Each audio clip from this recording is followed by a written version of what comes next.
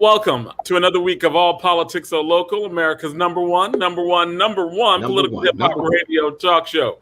We have a great lineup tonight. We have from 6 to 7.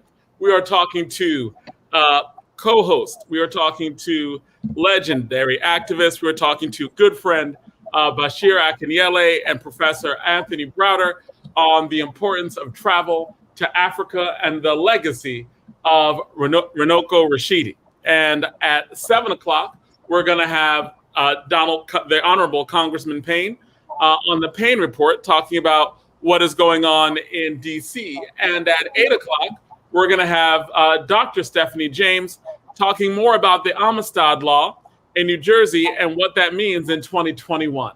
At 8:30, of course, we're going to finish off with DJ Rhino and the state of hip hop. And right now, we're going to just jump right into it. We have an exciting hour, and I just want to start jumping right in. I'm going to have Bashir, my good friend, co-host Bashir Akinyele, introduce the wonderful guest that we have here today, Anthony Browder, and talk about some of the things that they have just been through. They just came back from a trip to the motherland. I was seeing it all on Facebook. I saw him come back and was like, you got to come on the show and talk about that, especially in light of all the education that we've been doing. And of course, we are joined by our co-host, Donna Williams, the good Donna Williams, who knows everybody in the state of New Jersey and is constantly doing good things for everyone. So welcome tonight. Welcome welcome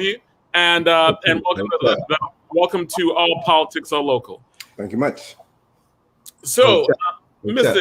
Akinyele, Bashir Akinyele, what's going on, man? Talk to me about the trip and an introduction of the very esteemed Professor Browder.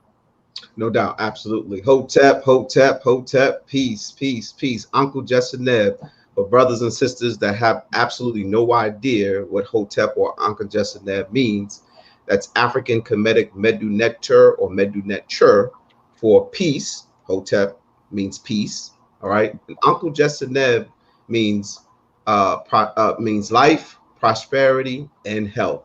It's something that many our ancestors in Kemet, introduced themselves as and had conversations around. So they would say Hotep and Uncle Jesseneb, all right, among other things.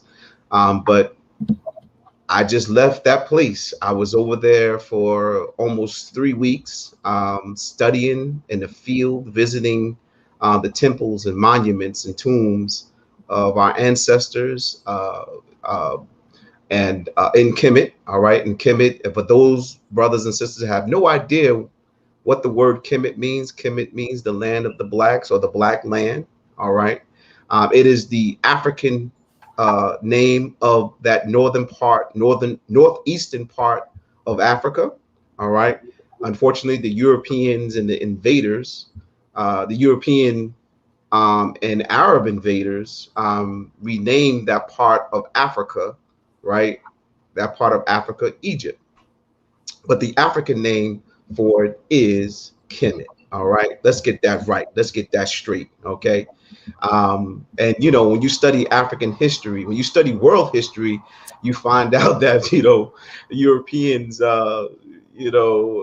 went around the world, brothers and sisters, renaming everything. They even renamed us. When they brought us over here and turned us into slaves, because we weren't slaves, all right, we were African people, but they turned us into slaves. They renamed it. Part of the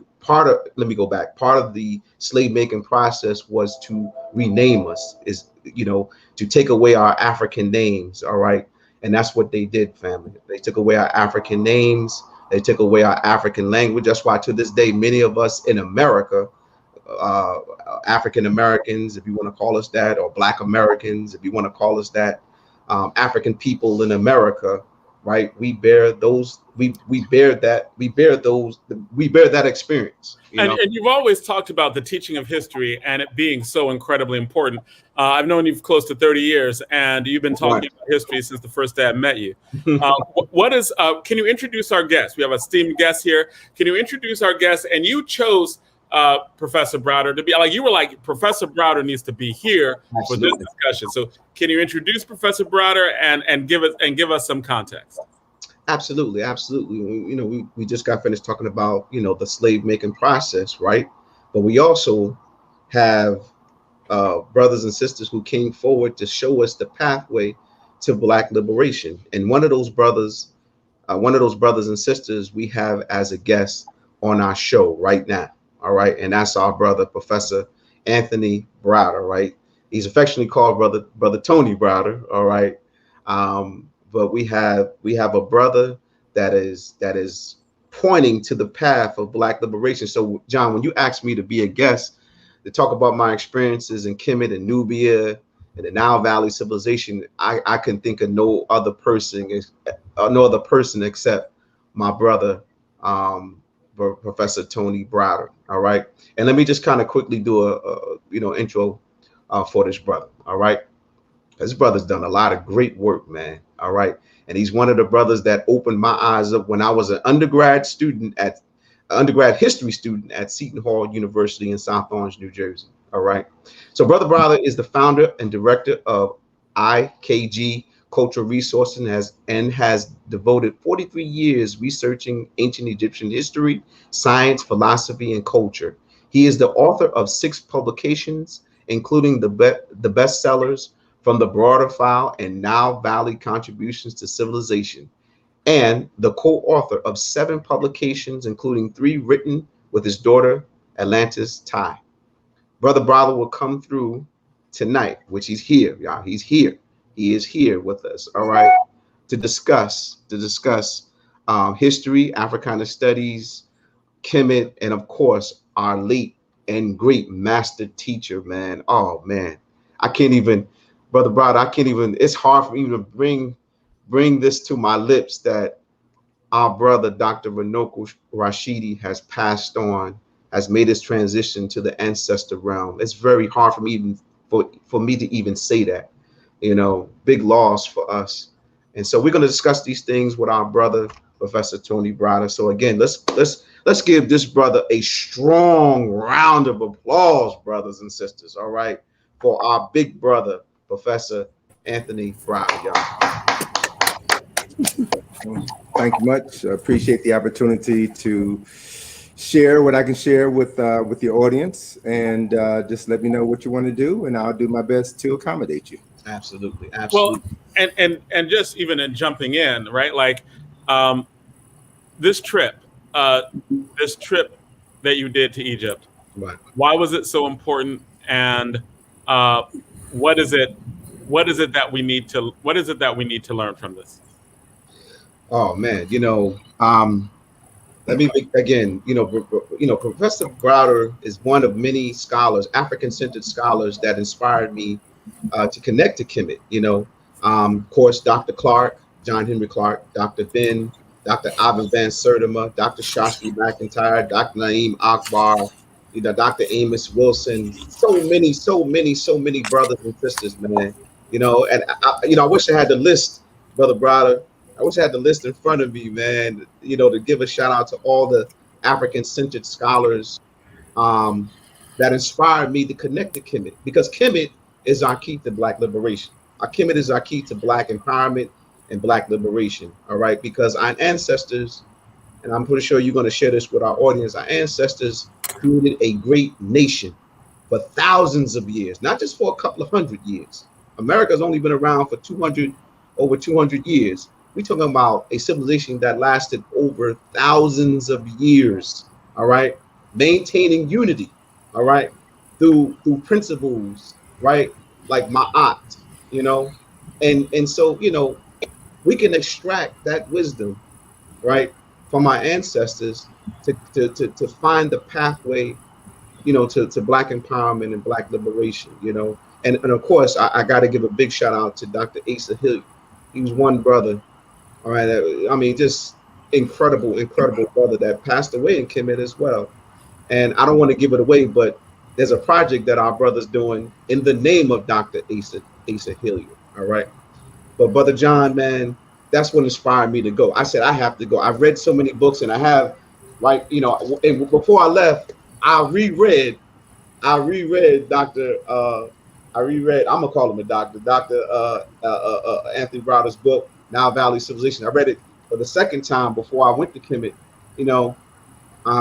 but I had to go, man. I said I got to see Kemet for myself, and what I saw was amazing. I was amazed, John. I mean, I'm gonna give you an example. The step pyramid that Imhotep built, right? I mean, it looks small in textbooks, but when you get there, it's huge. In fact, all the temples and monuments. Welcome to another week of All Politics So Local, America's number one. Hello? I'm here, John. I'm here. Okay. Well, cut off for a second, but we here. All right, good. Yeah. So Professor Browder, why are these trips? Why is it important to study ancient Egypt? Why is it important to travel there? Well, I just want to make one correction to something Bashir said earlier.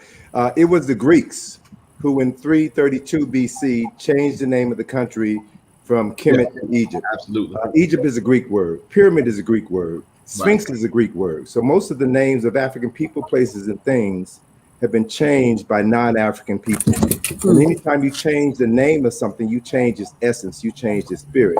So we've been socialized all of our lives to view African people, places, and things through the lenses of our oppressors and our conquerors. So traveling to Kemet or Egypt, modern day Egypt, is important because it shows you what African people did when they were the leaders of the world, the first architects, the first civil servants, the first engineers, designers, physicians, educators. So we can find in Kemet specifically, and more specifically in the Nile Valley, the greatest amount of evidence accumulated by human beings on the planet of what we can accomplish when we are in control of our destiny. So that is the reason, that is what first drove me to go to Egypt, to travel to Egypt 40 years ago with Dr. Ben in 1980. And I just returned last month, and that was my 62nd trip to Egypt. And it's there where we can find the essence of who we are. So the reason why there's so much passion about visiting the Nile Valley is that it allows Africans living in America the capacity to begin to see who we were before our world was turned upside down as a result of enslavement and discrimination and American apartheid. The truth is there in the Nile Valley. So it takes a special study tour. You can't just go to Kemet or Egypt as a tourist. You have to participate in a study tour so that you can begin to understand the real history of that country and how it relates to you as an African living in America. Jonathan, you are muted. We need you to unmute yourself. I keep doing that. But so it's not just enough to travel there, but to travel there for an educational experience and to do an educational tour. Well, that for me, that's the only way to travel. I see an increasing number of Black folk traveling to Egypt without a tour guide or without being part of a study group. And they're going to get the Europeanized version of Egyptian history. 99% of the Egyptian population doesn't even know their own history because they've been brainwashed. They've been miseducated. Everybody has been miseducated. So if you truly are going to get the most bang for your buck, you must go as part of a study tour. And, you know, unfortunately, that was the reason why Brother Runoko traveled to Egypt on Sunday. And, you know, we found out Monday evening that he transitioned in Egypt.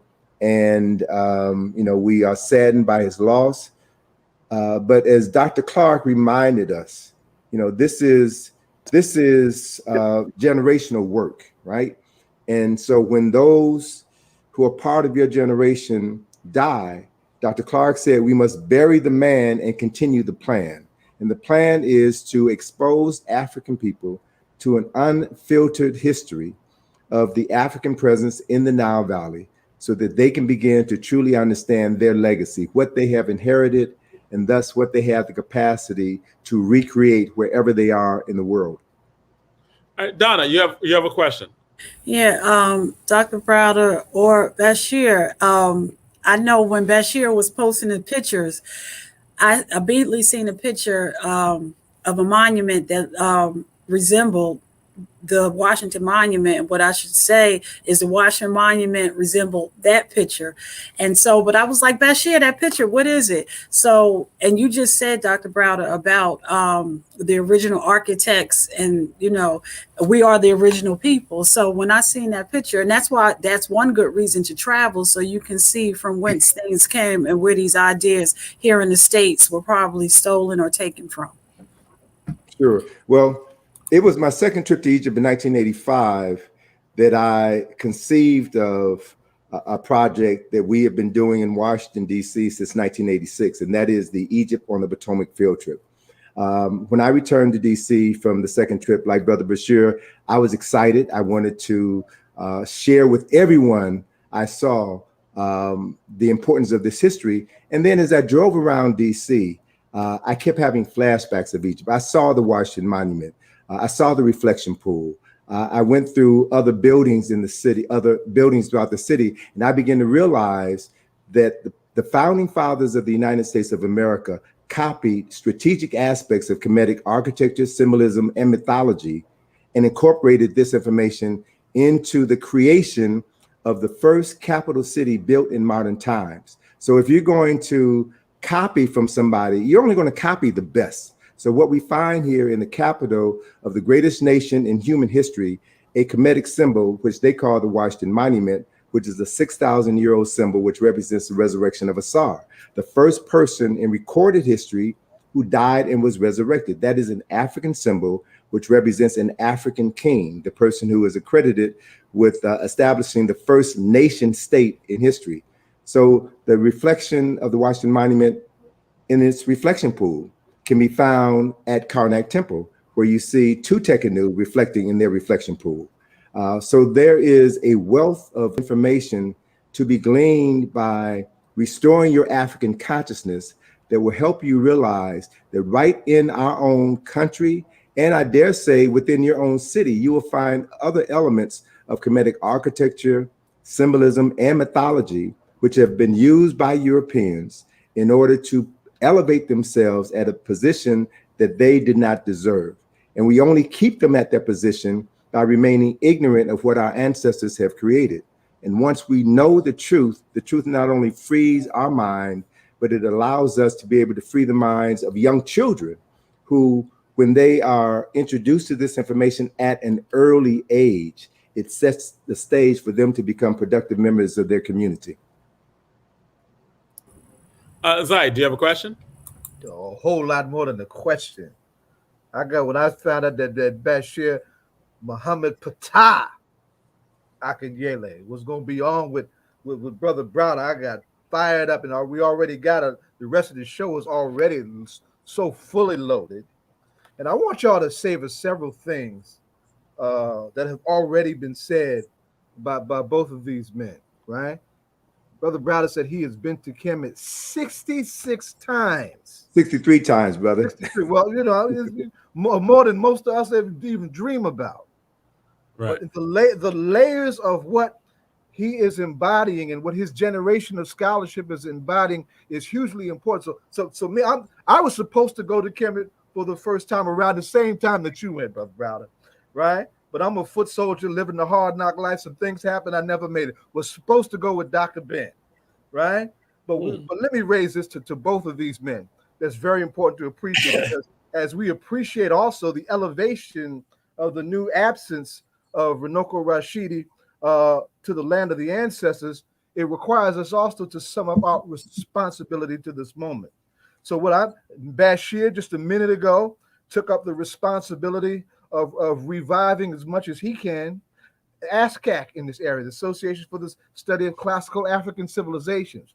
So as both of you as teachers, I want you to look at whose hands that you have on you. And Brother Browder, your relationship with your daughter is a great story. So I'm coming to something, right? Who is on the horizon, standing on all of these shoulders, from Dr. Ben to Runoko to your own shoulders, that we need to be trying to get behind and help them amplify the maintenance of this grand tradition of study, resurrection, reclamation, self-determination, and struggle.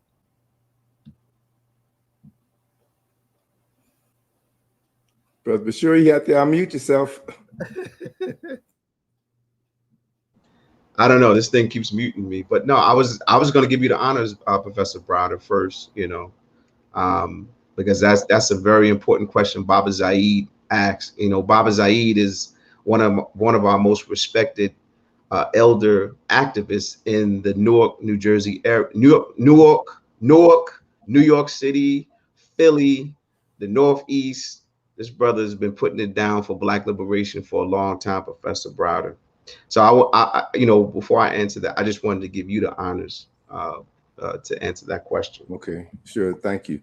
Well, I can say that, and I grew up at a time when we were encouraged to honor and respect our elders. And I was fortunate to be able to travel to Kemet, I think 4 times with Dr. Ben, at least 4 times with Dr. Hilliard. I was blessed to be able to have a meaningful relationship with Dr. Clark and many of our scholars. So I learned from them. I patterned what I did after them. And they were wonderful teachers. And so the question that concerns me now is how many young people are willing to sit under an elder so that the elder can pour their knowledge into them. What troubles me is that there are many young folk, and I'm sure Brother Bashir can speak to this, there are many young people now who have an aversion to reading, who have an aversion to study. And unfortunately, too many people will read one book, watch one video, and they consider themselves an expert in a subject matter that they know very little about. And they may be able to impress people who know less than them, but they haven't met the basic standards required in order to do the work that Brother Runoko dedicated his life to. You don't get to the position that Runoko Rashidi got by just talking. You get to that position by studying. You have one mouth, 2 eyes, and 2 ears for a reason. You should read. You should listen twice as much as you speak. You should be able to process what you've read. You should be able to analyze information that you listen to so that you can begin to gain a deeper understanding of knowledge. Knowledge exists on multiple levels simultaneously. And what we have to do is to raise a generation of readers, thinkers, speakers, and doers who understand the process and are willing to commit, are willing to put in the time that it takes to be skillful at the accurate delivery of information, and to not just do this to be a flash in the pan, 2, 3, 4, 5 years, and then they disappear. This is lifetime work. And one has to prepare themselves properly in order to do this work. One last point I'll make, and then I'll turn the mic over to my brother Bashir. If you are familiar with George G.M. James's masterpiece, Stolen Legacy, Professor James said that in Kemet, one had to study for 42 years before you were qualified to teach. Now just think about that for a minute. You have to master all of the knowledge about multiple subject matters and know how they relate to each other before you are qualified to come and present information to the general public. So what we really need to be considering is creating an institution like IPEDISUT, where we can train young people to be researchers, to be historians, to be documentarians, and show them how to continue this legacy, because that's the only way we will leave a meaningful impact for the generations who will follow us. Now, before you shift to Bashir, I do want you to lift up that story about you and your daughter's embrace of your work and how you two have been working together, because that's a beautiful example of exactly what you're talking about. Well, short version of the story, I grew up in Chicago. I never met my biological father. And so when I came to Howard University 50 years ago, I was, like most Black men, searching for a missing part of myself. And when I was introduced to the writings of Van Sertima and Clark and Jackson and Ben and so many others, I kind of viewed them as father figures. So I adapted aspects of their personalities unto myself. And so when my daughter's mother and I divorced, and I got custody of my daughter in 1986 when she was 4 years old.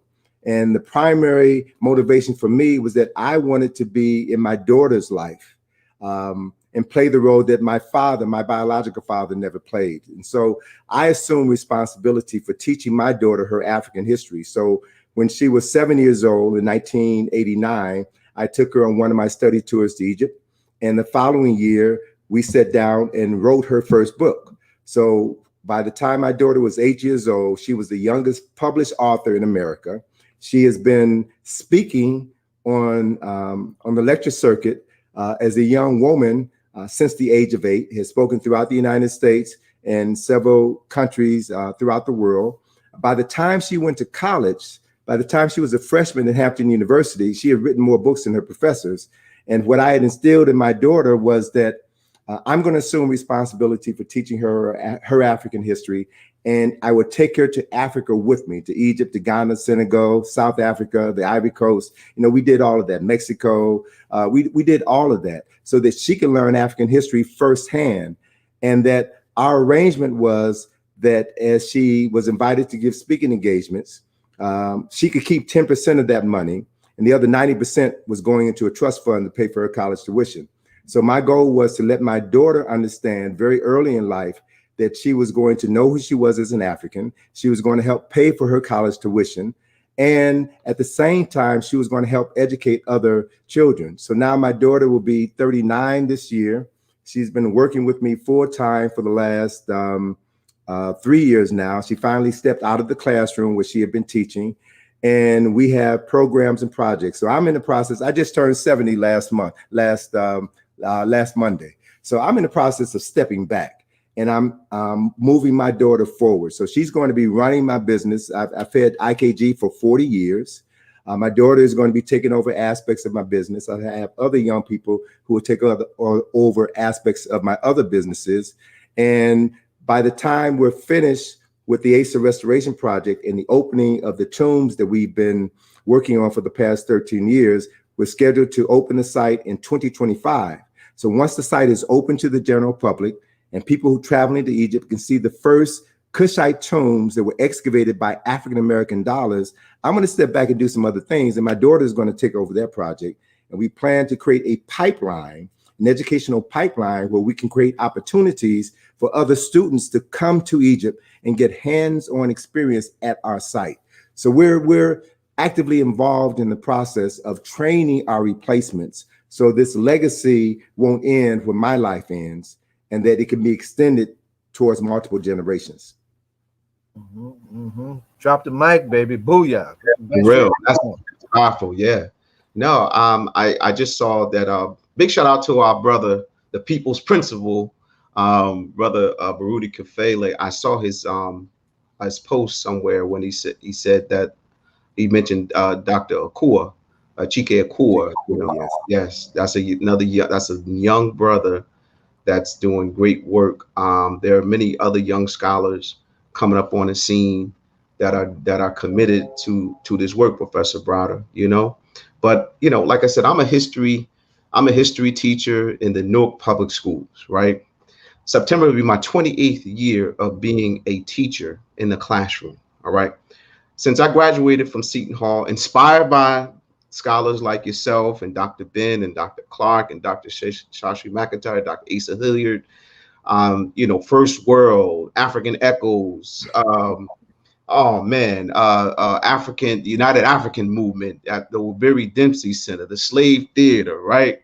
I took all those experiences in the classroom and been applying. I saw we had Hotep to my sister Queen Mother Maku. She's chiming in, and also a member of our ASCAT study group here in Newark. But she's also a Kemetic priestess, and she talked about applying, you know, what we study. So I took these things, and it was a fight. You know, when you walk into these institutions that are controlled by our oppressors, right, by our colonizers, okay, it's a fight, you know. But I took took it into the classroom. You know, they have technical names for it, John. You know what I'm talking about. You know, classroom teaching, classroom. What do you call it? Classroom. Oh man, they got a term for it when you use pedagogy, or they're talking about classroom standards, curriculum. Yeah, absolutely. But it just was on the tip of my tongue in terms of your classroom teaching strategies, right? You know, they want you to do the 5, 4, 3, 2, 1, right? Clap one time if you can hear me. Well, from day one, I started out with Hotep. You know, I said I'm going to include our culture, all right, into classroom and the street. Exactly, absolutely, and in the streets. All right, we put, you know, just recently we had to establish Hotep, you know, in the streets again, because for a minute it kind of wasn't there anymore. That consciousness was gone. And I was going to add, right, like when you're talking about Hotep and you're talking about understanding culture, there was a movement, and even now, many people consider Hotep derogatory. Absolutely. They would say, "Oh, y'all a bunch of Hoteps," right? Talking about Africa, right? What do you think about that just recent trend and looking at Hotep as being a negative term? Well, you know, listen, you know, that's the oppressor. You know, I'm a quote a brother by the name of, and Baba Zahid know this brother well. This brother name is, and I'm gonna quote him first. There was a brother, he's an ancestor now. He talked about culture is a weapon in the face of our enemy, right? Baba Zahid. That's right. You know, our brother, our big brother, Mokar Cabral, you know, our brother made sure, I mean, he talked about the role of culture and, you know, in liberation movements. And, you know, our oppressor is constantly attacking that. All right.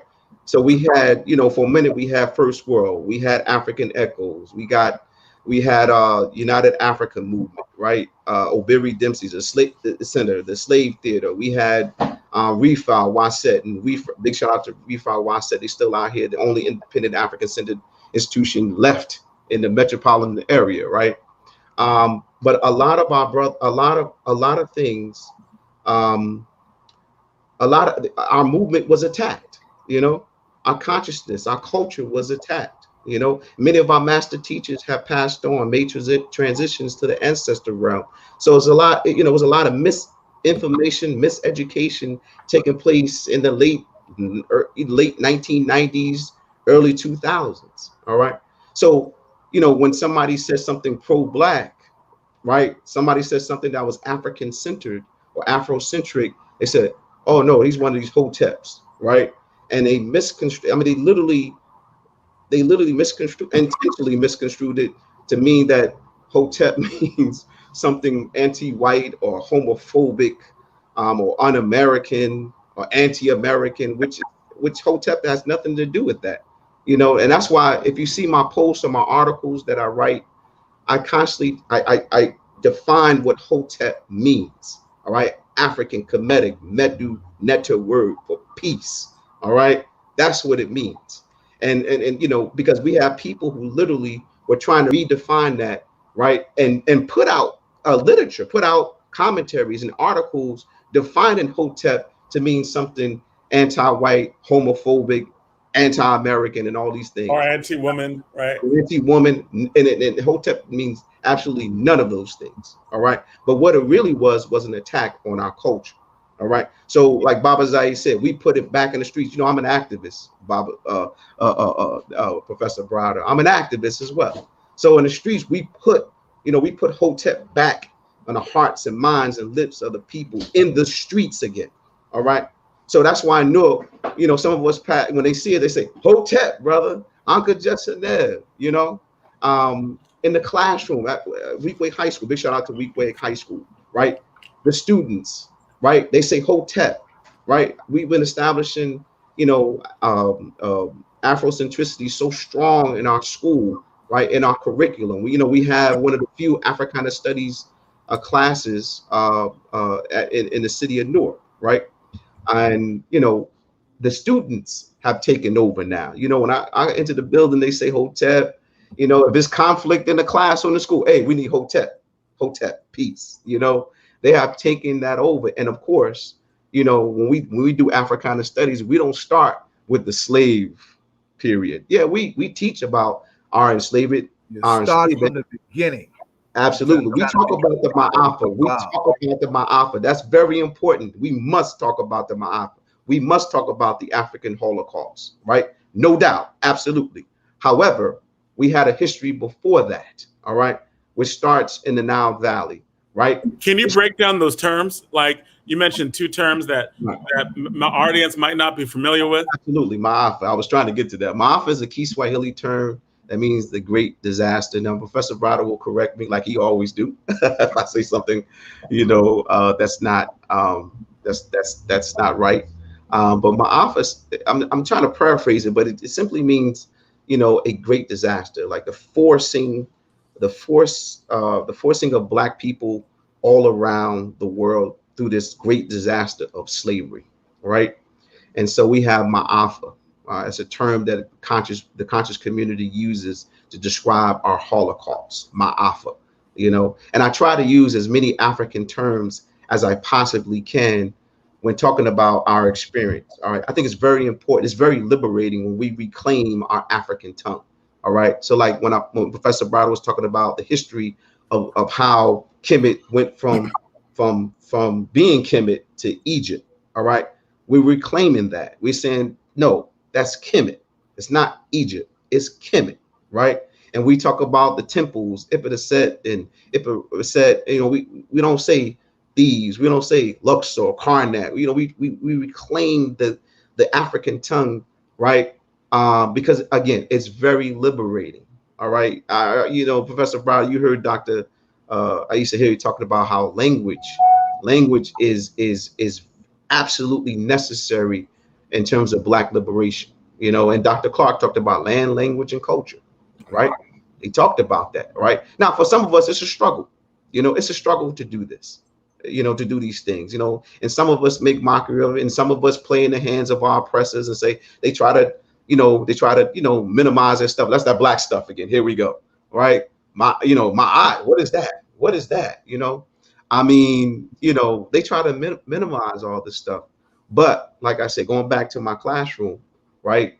My first lesson, in my Africana studies courses is, you know, is Kemet, is Nubia, right? Is Nile Valley civilizations, right? It's the civilizations that existed in Yoruba. I mean, Yoruba is one of the oldest civilizations in the world as well. You know, we go back to these civilizations that existed before slavery, all right? And then we get to slavery. All right. But it's important that we talk about our civilizations, our languages. I mean, I want y'all to just bear with me for a second. I'm talking about we're the only group of people in America that struggle with our mother tongue. We can't even speak Hausa Fulani, Yoruba, Kiswahili, you know, ancient Meduneter or Meduneter, you know. We struggle with these things, and some of us are struggling to reclaim it. But for the most part, for the masses of us, we don't even know our own mother tongue. But other folk come to America, our Indian brothers and sisters, I'm talking about from India, they can speak Urdu, Hindi, right? Our, you know, Arab brothers and sisters, they can come and speak Arabic, right? You know, Chinese can come and speak Chinese, right? Fluently. I mean, right around you, you don't know what the hell they're talking about, right? And, you know, and you're feeling some type of way a little bit because you're like, damn, they're speaking Chinese. I don't even know I can't even speak not one language, you know. It is incredible. So, you know, when we talk about reparations, right, we talking about our African Holocaust, the Ma'afa, right? I mean, that's what it's all about. We are the living example, right? We are living proof of what happened to us, right? In terms of the Ma'afa, in terms of the horrors we experienced in the during American slavery. All right. You know, oh, I see our brother, Dr. Chike, of course, chiming in. Hotep, my brother. That's right. Somebody spoke him into the circle. Right Hotep. Hotep. Oh, I'm so honored, man. So honored. That would be Principal Kafeli spoke him into the circle. He was Absolutely. A person that, but Bashir, that is something that we all learn, and Dr. Browder, we learned early on that taking away our ability to speak our our native language and want us to speak, quote unquote, the King's English. Yeah. And as you said that, you come into America, most people come to this country, and that's one thing they don't lose, but it's something that was taken away from us early on. And I know for me, when I stand around other people who speak, languages from their home, I think it's empowering for them. And I'm like, and it makes me want to be bilingual, trilingual, whatever the case may be. But I also think about the Chad School. And early on, I think that was one of the part of the curriculums that they taught was Swahili.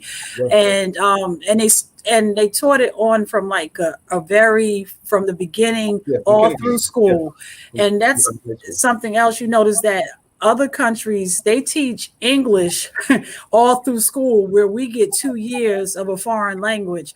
That's something that we really need to look at and understand that there's a reason why they're keeping us ignorant to a lot of things. The main thing, communicating with other people. Yeah. And you know what, Sister Donna, our people were bilingual. All right. We spoke many languages.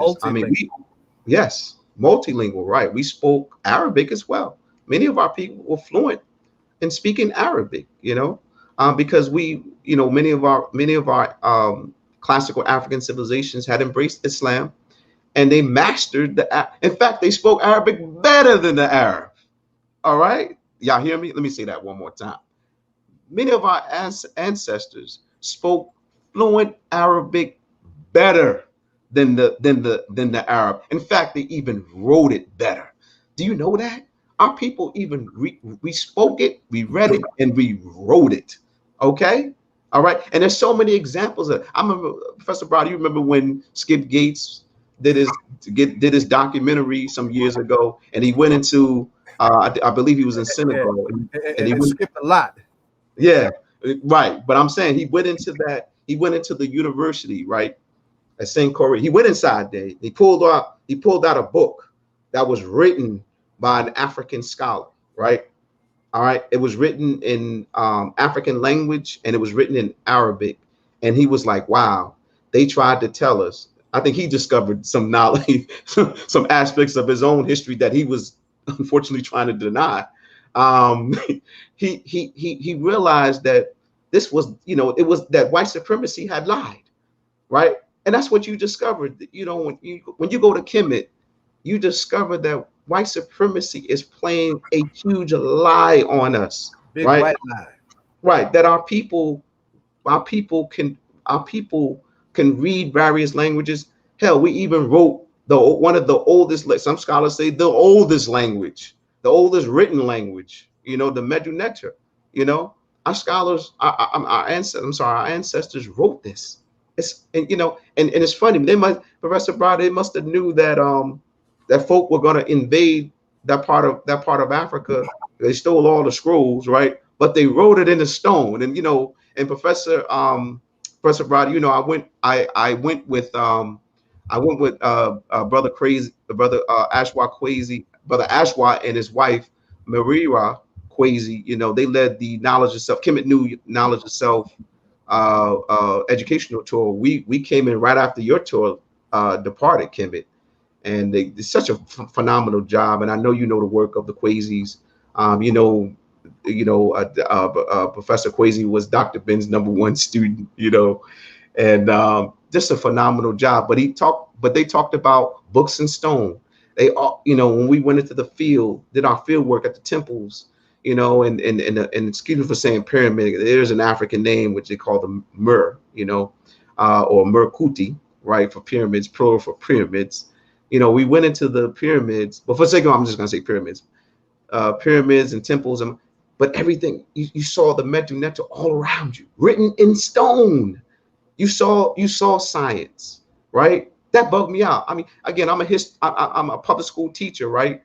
And we're gonna have this conversation about Amistad, but Amistad is an educational law, Professor Browder, that requires all public schools to teach African history, right? African American history in the social studies and the subject area curriculum, right? That's math, science, English, right? It's not just history. It's math, science, and English, right? So when I saw the mathematical computations on the walls of the temples, man, in Kemet, I said, see, this is where, see, science, math teachers got to teach this, all right? Because once Black children see themselves in it, right? You remove the mystery out of mathematics, they're going to master this stuff, all right? I saw the philosophy. I saw all these things. I saw where, oh my God, the concepts of theology comes from, right? The concept of monotheism, the concept of the acidity of God, the existence. I mean, it started with us, I saw all these things, and if we connect our people to this, again, they will find a pathway for Black liberation. They will find that pathway. But white supremacy is making sure that we never find that path. But what our brothers like Brother Anthony, Professor Anthony Browder, I mean, working hard. I mean, this brother has sacrificed most of his adult life bringing these facts, not truth, because truth is subjective, bringing these facts to our people and the human family. All right. And Professor Browder, I wanted to bring you back in to talk about like just you have traveled so much there. What are some of the places that, or what has been some of your experiences that lead to, like, if we knew this, like if we back here saw this, that there could be some levels of transformation? Well, let me just try to give you some context for everything that we've been talking about. And that is that African people in America and on the continent have been living under conditions of war. A certain group of people have stolen us, have stolen our history, and wrote us out of our own history and inserted themselves in a place that where they don't deserve to be. So there have been cycles of scholars who have been engaged in the process of transforming consciousness. And I've lived long enough to see that these cycles come about every 30, every 40 years. So it was in the 1960s when the Black Power movement gained steam, the Black consciousness movement gained steam. And as a result of African people beginning the process of taking on African names, beginning the process of studying African history and culture, we transform the consciousness of a generation, not just in the United States, but all around the world. So our oppressor had to find a way to neutralize that consciousness so that they can continue to control us. So as we moved into the 70s, the music changed, the consciousness shifted. And so now we find ourselves trying to defend the word Hotep. So it just shows you the extent to which we are battling on a cultural level, on a spiritual level, and even on a humanistic level, what it means to be African. That being said, the reason why we study African history and culture, the reason why we travel to Africa is to help raise the consciousness of other brothers and sisters who are ready to be transformed. And we have to be very clear that not everybody is ready for this process. It's not for everyone, but it's about those of us who have an interest in this subject matter, mastering as much information as we can and demonstrating to everyone who's watching us, particularly young folk, how transformative this information is, such that we live this information and we're not just talking that Black stuff or that African stuff, we become Africa. That's and right. When folk who don't know what it means to be African see us moving through society without being negatively impacted by the poisons and the traps that are here within the society to destroy us, they will begin to come to you and ask questions. And that is when they're ready to be trained and raised up. So that's the process that we're engaged in. And it's a lifelong process. So with regards to the things that I found in Kemet that have impressed me, traveling in the Nile Valley over all these years, every time I go back, I learned something new, even though I'm seeing the same thing the third, fourth, or the 50th time. So what that means is that these artifacts have not changed. I've changed. So we are constantly evolving as a people. Our consciousness is constantly expanding itself. And that's what we are as human beings. That's what we have demonstrated to the world. As we expand our consciousness, we begin to bring other things into manifestations. And that's what we have done longer than anyone else and better than anyone else. So more specifically, to answer your questions, what has truly showed me the value of this study and research is the past 13 years that we've spent excavating tombs on the West Bank of Luxor, Egypt. We're the first people of African ancestry in history to fund and fully participate in an archaeological excavation. When we started 13 years ago, we only had 3 tombs. Now we have 8 tombs, and we just found a new tomb. So we've got at least 9 tombs, and these are 25th dynasty tombs, tombs that represent the kings from Kush, who established the 25th dynasty, the period in Kemetic history, which John Henry Clark refers to as Africa's last great walk. Golden age, yes. In the world, our last great and mighty walk. It was the last point in time when African people were the rulers of the world. And so we have access to that information. And even though these tombs are 2,700 years old, that they've been robbed by the Egyptians themselves. So we have to be very clear about this history. Not everything in Egypt was great and wonderful, because we had, Egyptians or ancient Kemites are human beings. They had frailties.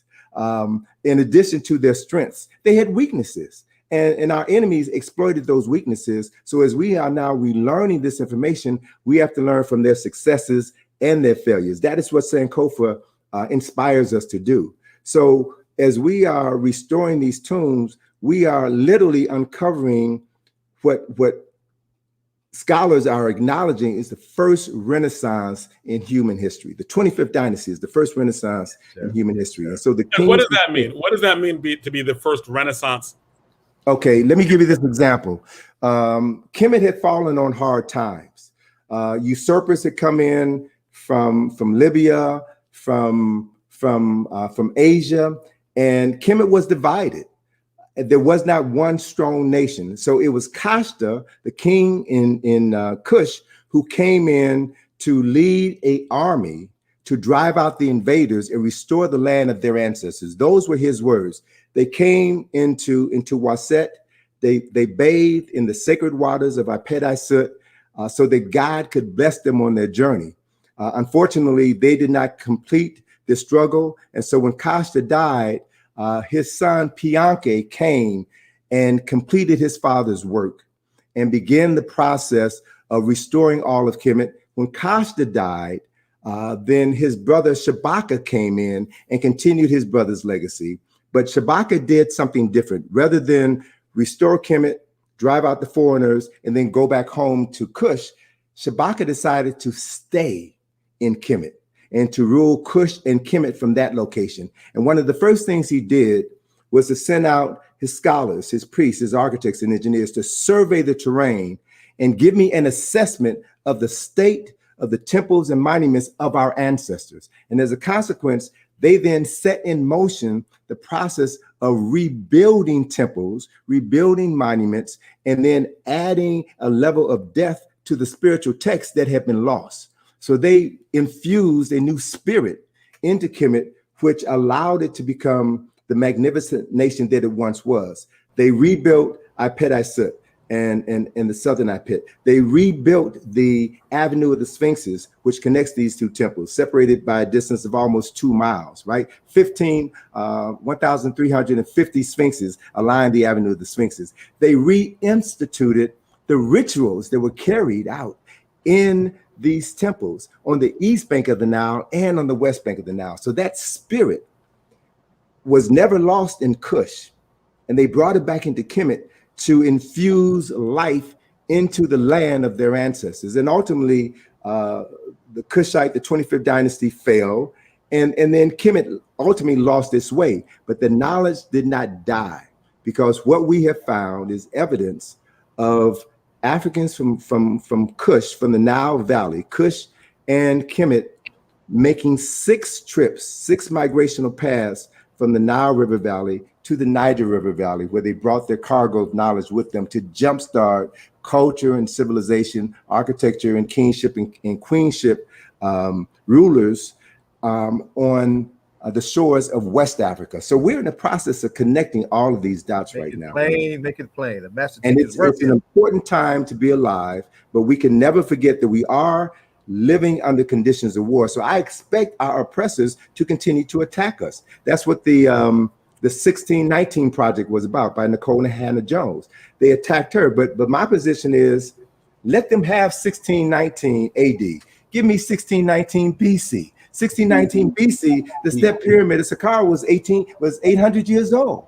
You know, the pyramids at Giza were 650 years old. So what we have to be able to do is have historical context so that we can talk intelligently about what our ancestors have created, what we have inherited, how we are safeguarding that inheritance so that it can be passed down to our descendants. So I know we don't have very much time, but that is what Brother Runoko Rashidi devoted his life to. That's and right. Now that he's gone, it's our obligation, it's our responsibility to see to it that his name lives forever and that his books, his DVDs become commonplace commodities in the homes of all people of African consciousness who want to be a part of this revolution of consciousness. So we have to devote ourselves to lifting up this brother. We're in the process now of finalizing arrangements to bring his body back from Cairo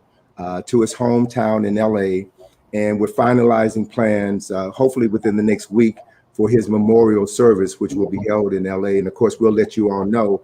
And then we're going to have to look at what we can do, what we must do in order to ensure that this brother will be remembered for all times. That is our responsibility. It falls squarely on our shoulders right now.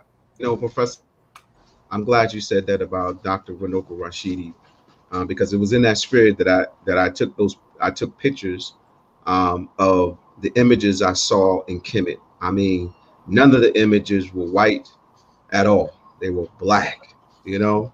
And so I mean, I was overwhelmed, but even looking at, and I'm gonna give the African name and the European and Arab name, Ra, Haru, and Akit, or what folks call the spirit, the Sphinx. And when I came, you know, down from the plateau where the three great pyramids are, and I came down and I saw that black image, brother, on his face, brother. My wife accompanied me over to Kemet. A big shout out to Sister Natasha Akinyele. We both wept. I mean, tears just streaming down our cheeks because again, got hold of your behind. That's right. Yes, brother. You know, because again, we've been lied to so much, and that's why our brother Dr. Runoko Rashidi was, you know, just so important. You know, because he documented not just our presence in Africa, but all over the world. Absolutely, all over the world. You know, and we're gonna call his name every day, all day. Every day, all day. We pour on libations for that brother every day, all day, you know, because he was such an important piece to our liberation, Professor Browder, just like you are, you know, and you know, but we have our brother Rashidi Kafeli. I can't call his name enough because he's a brother that, you know, he's an African-centered educator, all right, and he goes and he speaks to thousands, not a couple of people, but the thousands of people all over this country about the necessity of including African history and culture into the curriculum. All right. And somebody asked that question about raising scholars, right? Yes, we got to raise Black scholars, but we have to raise them in a tradition of African-centered tradition.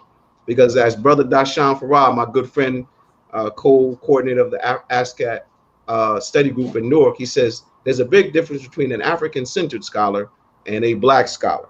We got a bunch of Black scholars out here. We have very few African-centered scholars, all right? And African-centered scholars make sure that African history is the subject, not an object, but a subject of serious study, all right? In terms of history and science, and mathematics, architecture, you name it. All right, but Professor Browder, you know, I know we closing in on Bashir, before you close, can we get in one question? Y'all had several questions and a lot of people commented on this panel. The chat is on fire. Fire. And one of the questions early on was, can anyone in the panel answer, when does one become an elder? That's Dennis Boatwright. Yes. Okay, well, Brother James Small yesterday kind of addressed this. We come into this world as infants from the ancestor world. And so there's a period of infancy, childhood. We have a rites of passage, typically around the age of 13.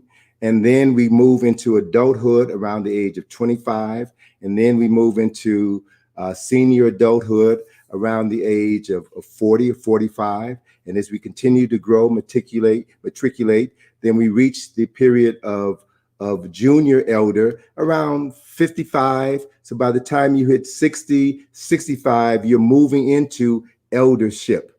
So an elder is not just someone who is chronologically old, but someone who possesses wisdom and carries that wisdom with them as they move through the community and imparts that wisdom to everyone who is seeking to learn more and grow. So just because you're old doesn't mean you're an elder.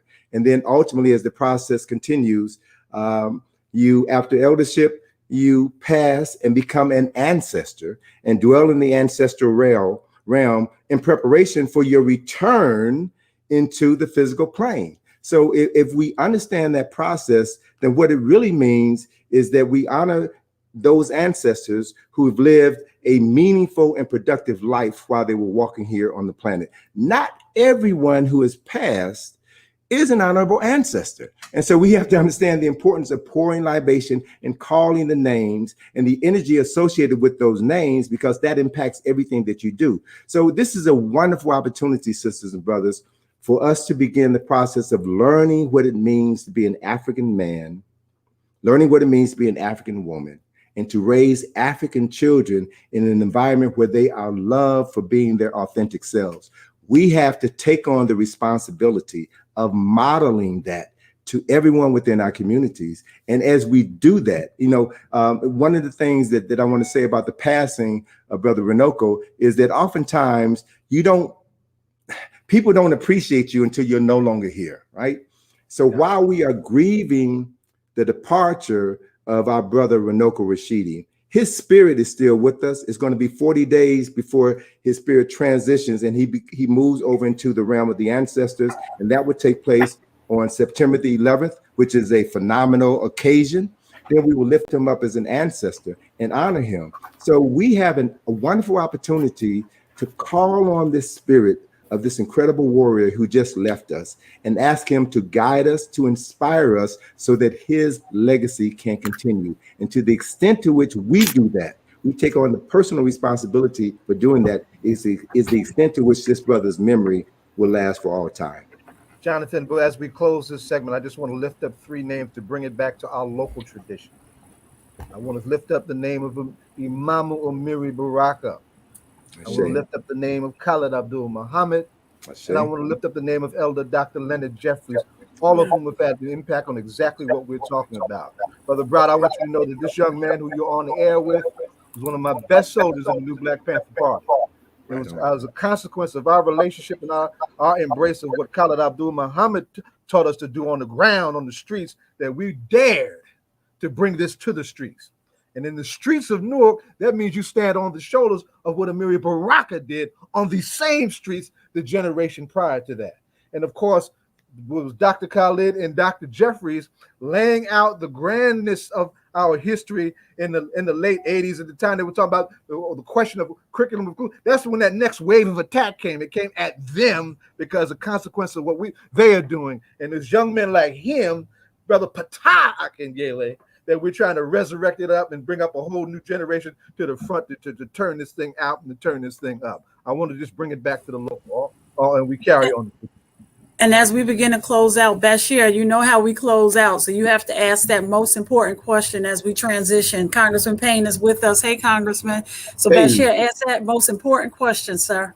Absolutely. Professor Browder, we've asked our guests, all of them, all of them, elected officials, clergy, activists, teachers, professors, you name it. All right.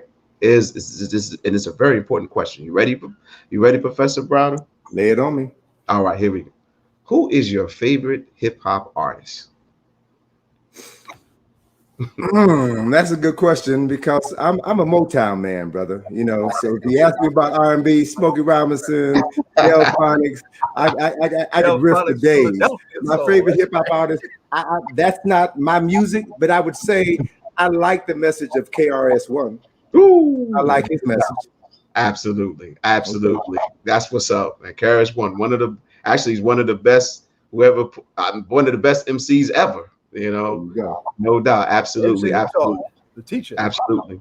Professor Browder, we want to thank you so much for being our guest on the All Politics or Local radio show. Listen, you have an open invitation. Anytime you need to come on the show, you have carte blanche to do that, especially talking about the Asa Hilliard Restoration Project. That's very important. And we need to promote Brother John, Sister Donna, Baba Zaid. We need to promote. Turn it up. Yes, we need to promote this project. And especially in terms of connecting it to the younger generation. You're a public school teacher, and he's doing this project. I think that these things should be brought to our students as well. So thank you. You're quite welcome. We've got some things that I'll share with you as we prepare to celebrate the 13th anniversary of the Asa Restoration Project on September 21st. So I'll be back in contact with you, and thank you so much for this wonderful opportunity to speak to your community. Thank you. And so I know that we are going to our next segment. So I know that but thank you so much for coming out. John, we have to also have him come back because he has an educational program called CIP. All right, and that's culturally imperative program. And it's a powerful program that incorporates our history and culture into the school. I'll come back only if I could bring my daughter with me. Absolutely. That's all right. That's a done deal. We're definitely going to have you back. Excellent. Right. Thank you all very much. I appreciate your time. Take care. No, thank you. Thank you. Very much appreciate it. Yes. All right. So that was excellent. We are getting ready to move into our next segment, which is the Payne Report with the Honorable Congressman Donald Payne. I'm sure he'll be back with us very shortly, but that was a powerful segment. And Bashir, Professor Browder was your teacher. Yes, I mean one of the teachers. You know, when we're talking about African-centered education, he's one of many. I could do a roll call. You know, Dr. Clark, Dr. Ben, Dr. Shashi McIntyre, Dr. Amos Wilson, Dr. Runoko Rashidi. I mean, Dr. Naeem Akbar. I mean, I can go on and on and on. And I don't want to leave out anyone's names, man. It's so many that I got a supplementary education from, And we have one brother who was my teacher, Baba Zaid. That's excellent. But we have the Congressman back. We want to welcome to the Payne Report because so welcome, Congressman. Thank you. This is the Payne Report, otherwise known as John's Jumping the Congressman Hour. What? I haven't said nothing yet.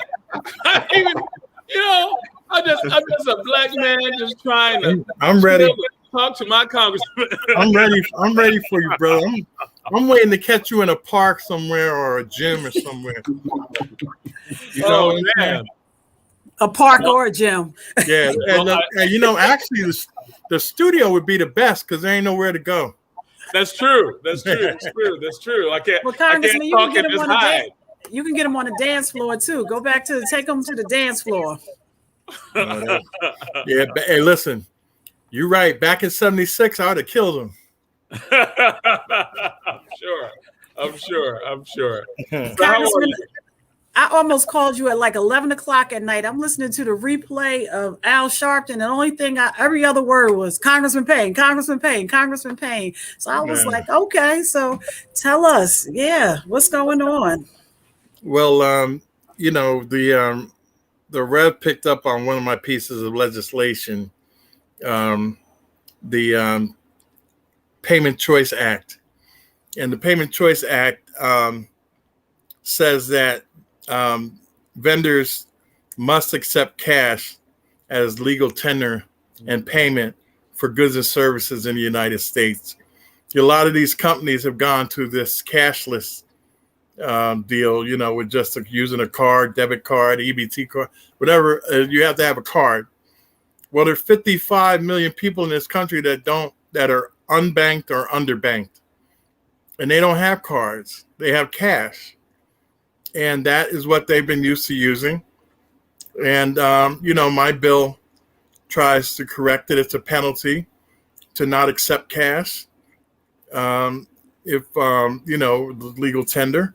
And so I'm pushing that through the Congress, and Reverend Sharpton picked up on it and really wanted to know it. So I was on his show on the weekend, and then he had me on the radio Tuesday. One thing I've seen with people trying to get around that is that if you have to pay cash, they just make you wait in a long line, right? Like I know that I believe it was the Whole Foods that I went into where, you know, there were certain lines for credit and there was one line for cash. Mm-hmm. So if you had to have cash, you just were planning to wait a while, right? Like, so I think that there are, but at least the good thing is that where people are like, you got to accept cash, at least people have some options. Absolutely. I mean, this is America, right? It was all about choice and, you know, your desire to do whatever you wanted to do and live the life, you know, a good quality of life. So now how are you going to tell 55 million people that their tender is no good? Is really a basic principle. It's just un-American not to accept. How are you not going to accept George Washington, Ben Franklin, and all of them now all of a sudden? It's not right, and I'm fighting to keep it from totally going that way. I've got some great support with Maxine Waters, has been very supportive. So, you know, her position in financial services is very helpful, and got about 60 co-sponsors. So, you know, I'm just continuing to push it. And I think it's especially important given that Bitcoin and alternative forms of cash are becoming more popular. And, you know, I've always thought that seemed to be potentially dangerous to move away from cash and currency and the American dollar and to try to put in other forms of currency that other people have access to. But it seems like that would be in the long term bad for America, right? Like if we're not accepting cash and we're just prioritizing going even further and prioritizing non-American dollars in terms of currency, it seems like that would have a horrible effect on the ability to tax, on the ability to, on poor people's ability to access the economy. It just seems like it's bad for reasons that you're even expanding beyond our community. Well, you know, all of you know that, you know, really the entire 20th century, the whole financial system was based on the dollar. Whether you went, you know, across the world, they based, you know, well, the euro is worth, you know, $2 or €2 is worth $1, or so we really set the standard of currency in the world. They use our dollar bill as the standard. You know, they've gotten away from that. You know, it's kind of flipped now. You can get more euros than dollars. You know, the dollar doesn't go as far as it used to. It's not the leader anymore. But countries around the world don't care. They still want dollar bills. Even though it's not the highest return rate on your currency, they still want dollar bills. And there has to be a reason for that. Right. And in terms of just the stability, the long-term stability of the US dollar. So what made you fight so hard for that bill? Well, I mean, you know, it's elementary, you know, underbanked and unbanked. Who do you think they are? People that look like me. People in rural states, you know, in Kentucky, you know, poor white people. So it's the people that always get the short end of the stick. So, you know, I have an obligation to step in where I see injustice and something that is not, you know, conducive to the quality of life for everyone. and do something about it. So, I've been fighting this fight for a little while. I'm starting to pick up some support. I've got over 60 co-sponsors now, and continuing to move forward. So, hopefully we'll get the bill on the floor and get it passed, and and make sure that people are allowed to choose how they want to pay for goods. It's interesting. I was with some of the people one day that are working on this issue too. And so I went to pay for something. I used a card, and they were like, "Oh, Congressman, oh God, use a card. What about cash? Use cash." I said, "Look, it's about choice. All right? It's about choice. I choose to use this. But if someone else chooses to use $1, they have every right to come up here like me." Right. So they said, "Okay, that's a good point." So even though, look, I use an ATM card for everything, pay my bills, pay for food, pay for goods. That card gets worn out because it's like my buddy. And so, but everybody is not in that position and don't have cards. So that means that there's a problem, and it's an issue that I've taken on, and I'm going to continue to fight and try to get that bill passed. Now, you've gotten a lot of support. Now, have you gotten a lot of support from rural congressmen, like congressmen and a lot of red states? Because it seems like this would definitely be in their interest too. Yeah, absolutely, and that's who I'm appealing to. And it's slowly working. And then, I have a couple of members of the Republican Party that I work with, and I'm trying to get them to, garner more support for the bill. And so, we're working. We're doing we're working the process and doing what we need to do. Okay. Now, I guess that you might want to talk about that hot topic in Washington. Everybody's talking about infrastructure. Right. What do you want to talk about? So what's going on with it? Is it going to pass? Is it it just seems like the drama, right? Like, is it going to pass? Is it not going to pass? Which one's going to pass? Like, what are we going to get? What are we not going to get? Are the progressive caucus going to stick together? What is not? Because I'm always trying to get inside information. Right. I think at the end of the day, it's going to pass. I believe that we right now have the bill that is going to pass the Senate, and it has a lot of things taken out of it that we're looking forward to having in that bill. But as we say in Washington, they don't like the bill and we don't like the bill, so it's a good bill. If no one likes it, then it's a good bill. So what are the things that are in the bill that you think is going to pass that are going to benefit us, that are going to benefit the region, going to benefit people in urban areas? Well, the one thing that I'm glad to say I had a part to do with is funding for the Gateway Project, and that's a multi-billion-dollar, multi-year project that will create a lot of jobs over a 10-year period of time, and could very well be something that a lot of our community benefits from. And so there are ancillary type situations that are fostered by that type of large project. And so the impact could be great across this region.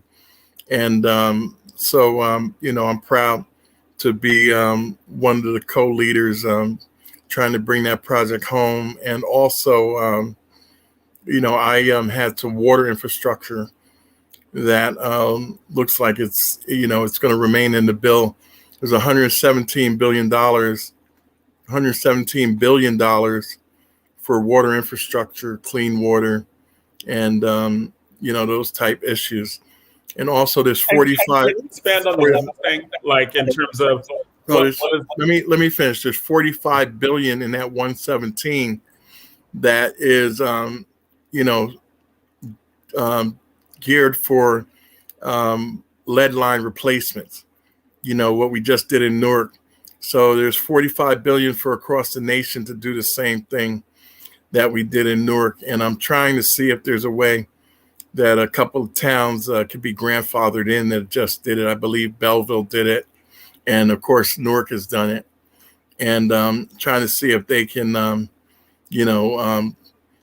give the bill to the federal government and they pay them back for the work that they've just done, since that's what this fund is for. So now, was Newark a model for this? Because I noticed that it seems like the actual national infrastructure bill, with what you just said, that it's trying to do for the nation what Newark did last year and the year before. Is there a connection? Did people look at what was going on in Newark and say, hey, this is a national infrastructure problem? Was Newark the model? Well, they didn't look at it. I presented it. And, I brought it to them, and they were very surprised. The chairman of transportation, we had a press conference with Miss Pelosi a month or two ago. And, I brought that up in front of them. And, everybody remembered, going to Flint. And then based on that, what happened in Newark the Tuesday after we came back from Flint. And they found it, at the school. And been working on it ever since. I've had a lead mitigating bill in Congress since 2014, since we discovered the problem in Newark. And so yes, they are looking at what we did in Newark. They were very surprised that we were able to accomplish it in the length and amount of time that we did. And they have a report from the city of Newark on how they did it, what they did, and all of that good information. And the chairman of the transportation committee has that in his hands, and could potentially be a national model for how to mitigate that issue. But I got $45 billion in this 117 billion, but 45 billion for this issue. Okay. So, and that even includes because you said in water infrastructure around the nation, and so that really is addressing this problem of drinking water around the country, whether it be Flint or Jackson, in terms of things that go beyond lead, right? So there's a certain number for lead itself, but there's also money for other infrastructure projects dealing with clean water as well. Absolutely, it's quite an extensive, detailed bill. Okay. And Congressman, also, you advocated for the broadband portion of it as well, and I still see that's a portion of it. Correct? Absolutely. The problem, we have in the inner city, we know of, but the greater problem is in these rural communities that, are still using dial-up. And it's ridiculous. Jim Clyburn has been working on this issue quite a bit. So I've partnered with him and a few others. And, we talk about the issue in rural states as well. It's not just an urban issue. So anybody that doesn't have the opportunity to get broadband, we're trying to push to change that. And there will be a great deal of money in this infrastructure bill for broadband. So we're very happy and pleased about that. I know we've talked about high-speed rail before. Is there in this particular bill, is high-speed rail something that will also go through? No, high-speed rail is kind of on the secondary level. We have in talks with a few people that are working on high-speed rail in different areas. There's one on the East Coast near Baltimore that wants a Northeast corridor.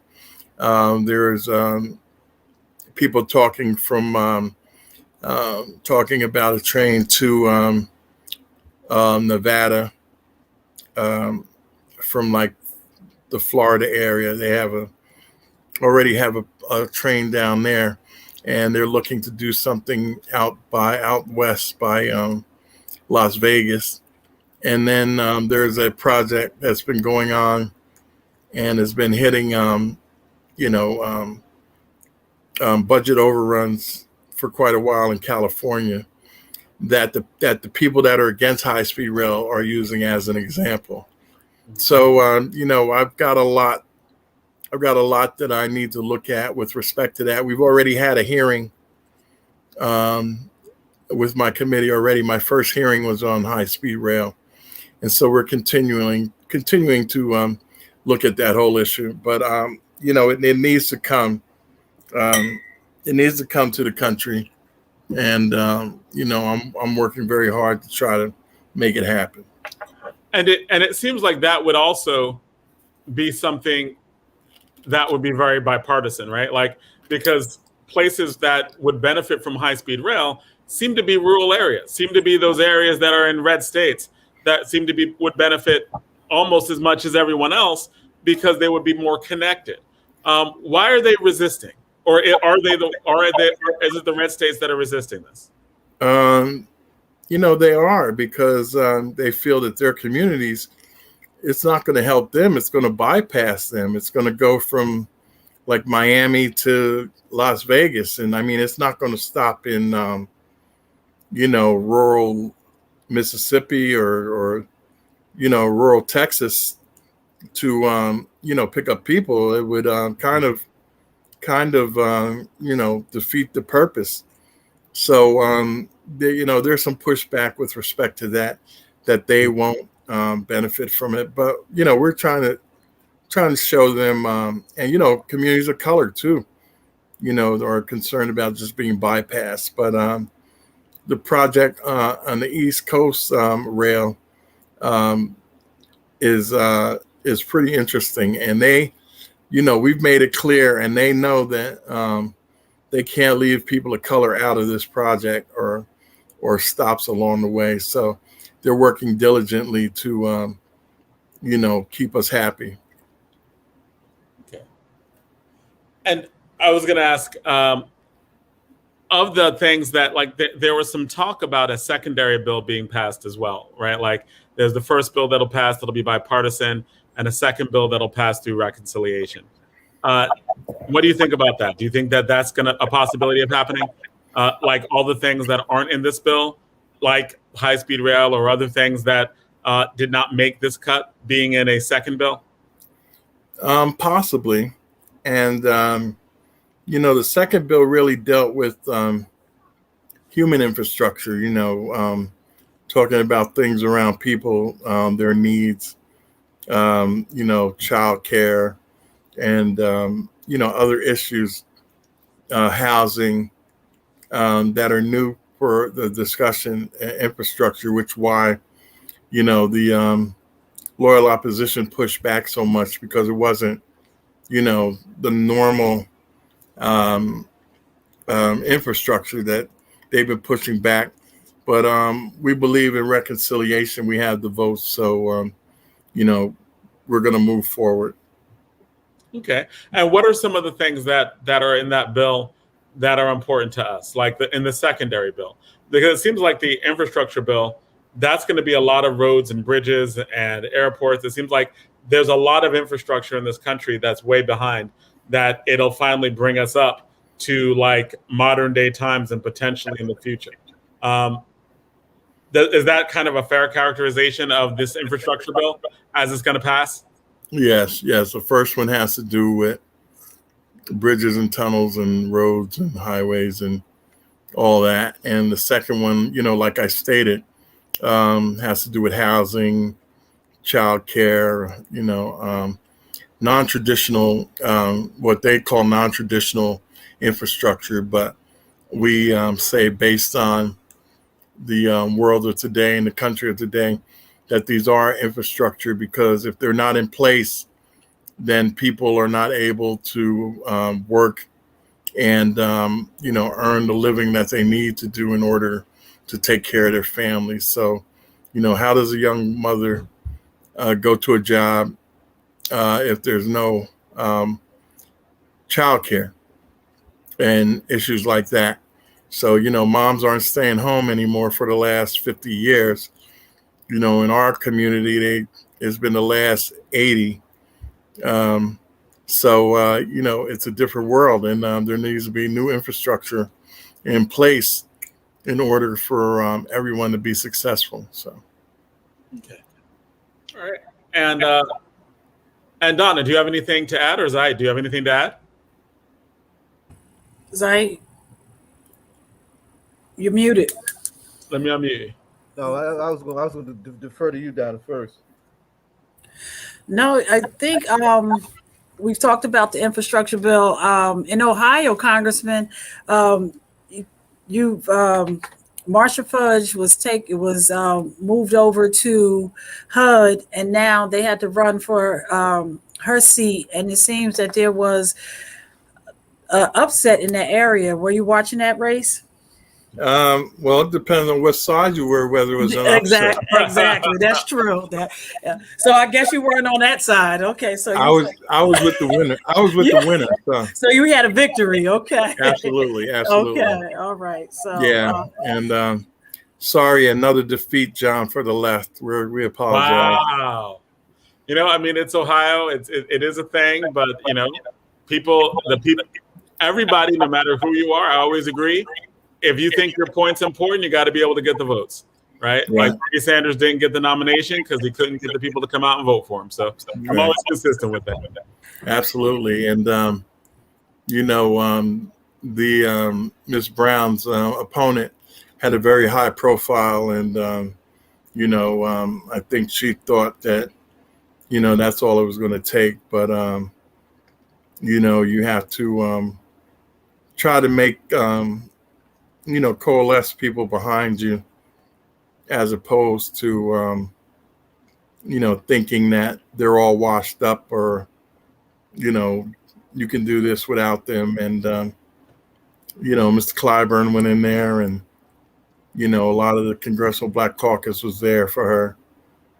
And it worked out. So we're very happy about that prospect. And listen, Mr. Clyburn said he wasn't even going to say anything, and then they had to put his name in the mix of it. He had to come out there and show him who is Mr. Clyburn. Hey, they already forgot who made Biden. Mm-hmm. So what's the congressional district? So I was like, Killer Mike just had to say Clyburn's name. Clyburn jumped on a plane, and the rest is history. So it's interesting, because well, you all know where my politics is. It's going to be progressive. It's going to be more left, but at the same time, I'm like, way more left. People got to count, right? Like, people got to count. You got to convince people that you're right. And that was true with Bernie Sanders. My big critique of Bernie Sanders is that you lost the same way twice, right? Like, you lost to Hillary Clinton the exact same way that you lost to Joe Biden. You did not garner enough black votes to put you over the top. And if you lose the same way twice, well, I could support your politics, but you got to be able to get those votes and line. So Bernie never figured out how to talk to black folks. He caught these young folks' imagination with that free college and all of that kind of stuff, and they jumped on that. But talking to the electorate, people that have voted in our community, our elders, he just never learned to talk to black folks, and he was very uncomfortable in that space, and it showed. And if you're uncomfortable with me, why should I vote for you? Right. He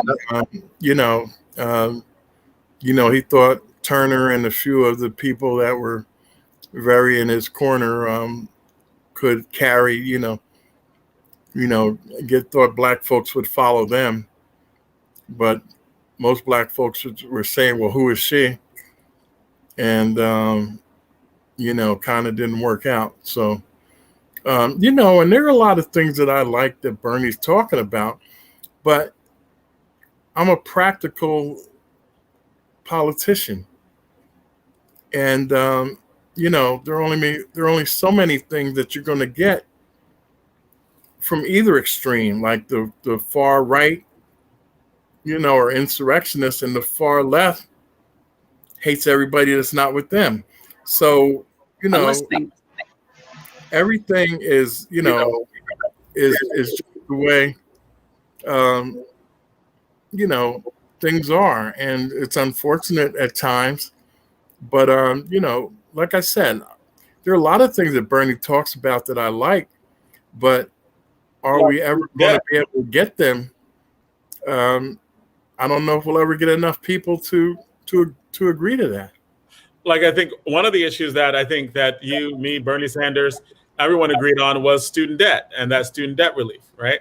That was very powerful. I know that you spoke up for it, but there, you know, but there has to be young people to come out and vote in those large numbers. Right. Yeah, they were all happy about it, but you know, a lot of them still didn't bother to vote. So therein lies the issue. Now, along similar lines, right? Like the Voting Rights Act. That's what I was coming to. Yeah, because right the now, anniversary of the signing of the Voting Rights Act, and we had a major press conference in Newark today in defense of voting rights. So come on down. I want to build on what you get ready to build on. So what's the so given the that there are state legislatures that can actually overturn elections, what do we do about voting rights now, right? Like we've got these state legislatures that have legislated the power to be like, if we don't like it, we could change it. Well, what kind of urgency do we have right now?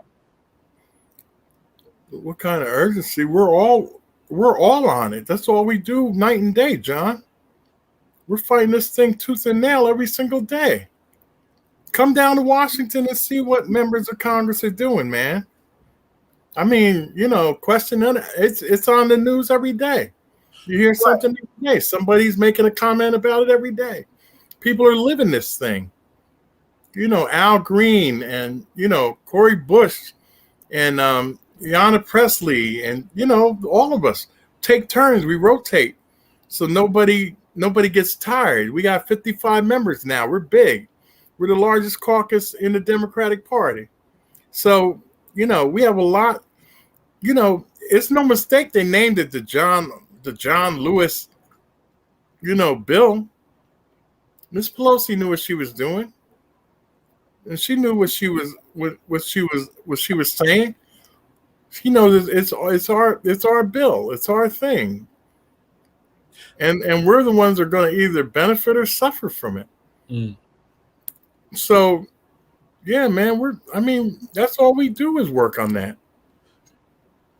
Do you think that there at some point, like in the very near future, that there's going to be some mass mobilization, like another march on Washington, to try to galvanize the Senate into voting for this? August 28th is already on the table. Is it? Yeah, I don't know if this Senate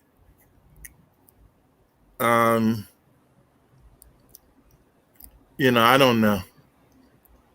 I just can't say what they'll do. They've been, you know, sheer utter disappointment at every turn in this effort. And you know, they definitely don't want HR 1, but they're willing to look at the John Lewis bill, you know, probably because they're sensitive that it has his name on it. So that's some of the leverage that we have. They don't want to be the ones that vote against the John R. Lewis, you know, bill. So, you know, thank God we named it after him, because that's one of the only ways it's getting through. Let's unpack this. Let's unpack this for a minute, because one of the things that we identified in the previous piece of this conversation is the weakness of young folks not voting. And in as much as this show is driven towards that particular audience, that particular segment of our community, let's unpack what these bill means. let's unpack the urgency of this particular moment, right? Let's unpack what happened in 2013 with Selby versus Alabama and the gutting of the votes right back. What does the John Lewis Act do? What does HR 1 do? And what's at stake with all of these new laws trying to restrict and repress the black vote? What does all of that do? Trump is gone, but is he gone really?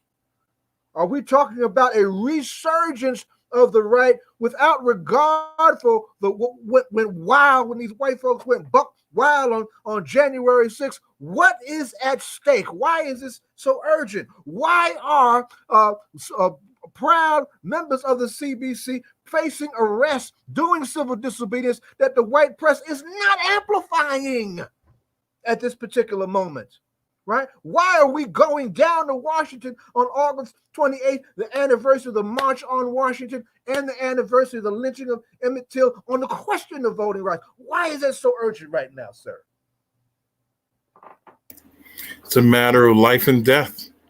It's a matter of whether we're going to be full citizens in this experiment called the United States or not. It appears that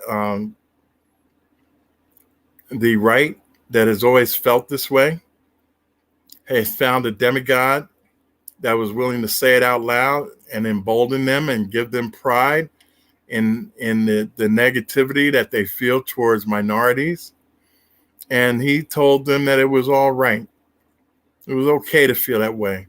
In fact, if they call you racist, wear it like a badge of honor. And this country has just gone buck wild, and they're basically where they've always wanted to be.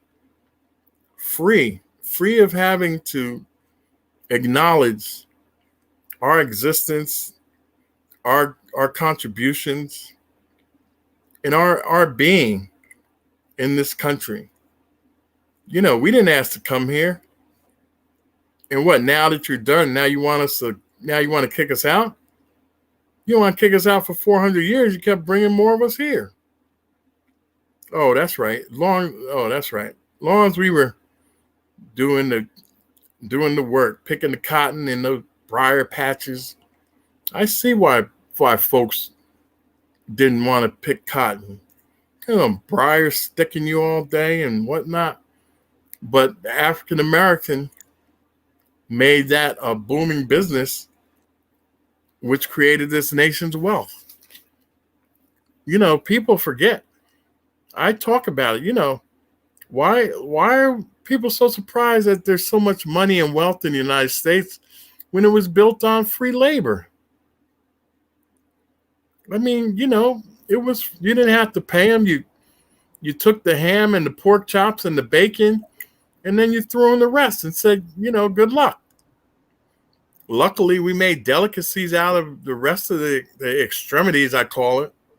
You know, they took the parts that, you know, they liked. I mean, if you like that kind of stuff. But, you know, and then threw us the snouts and the hooves and the tails and the, you know, all the rest.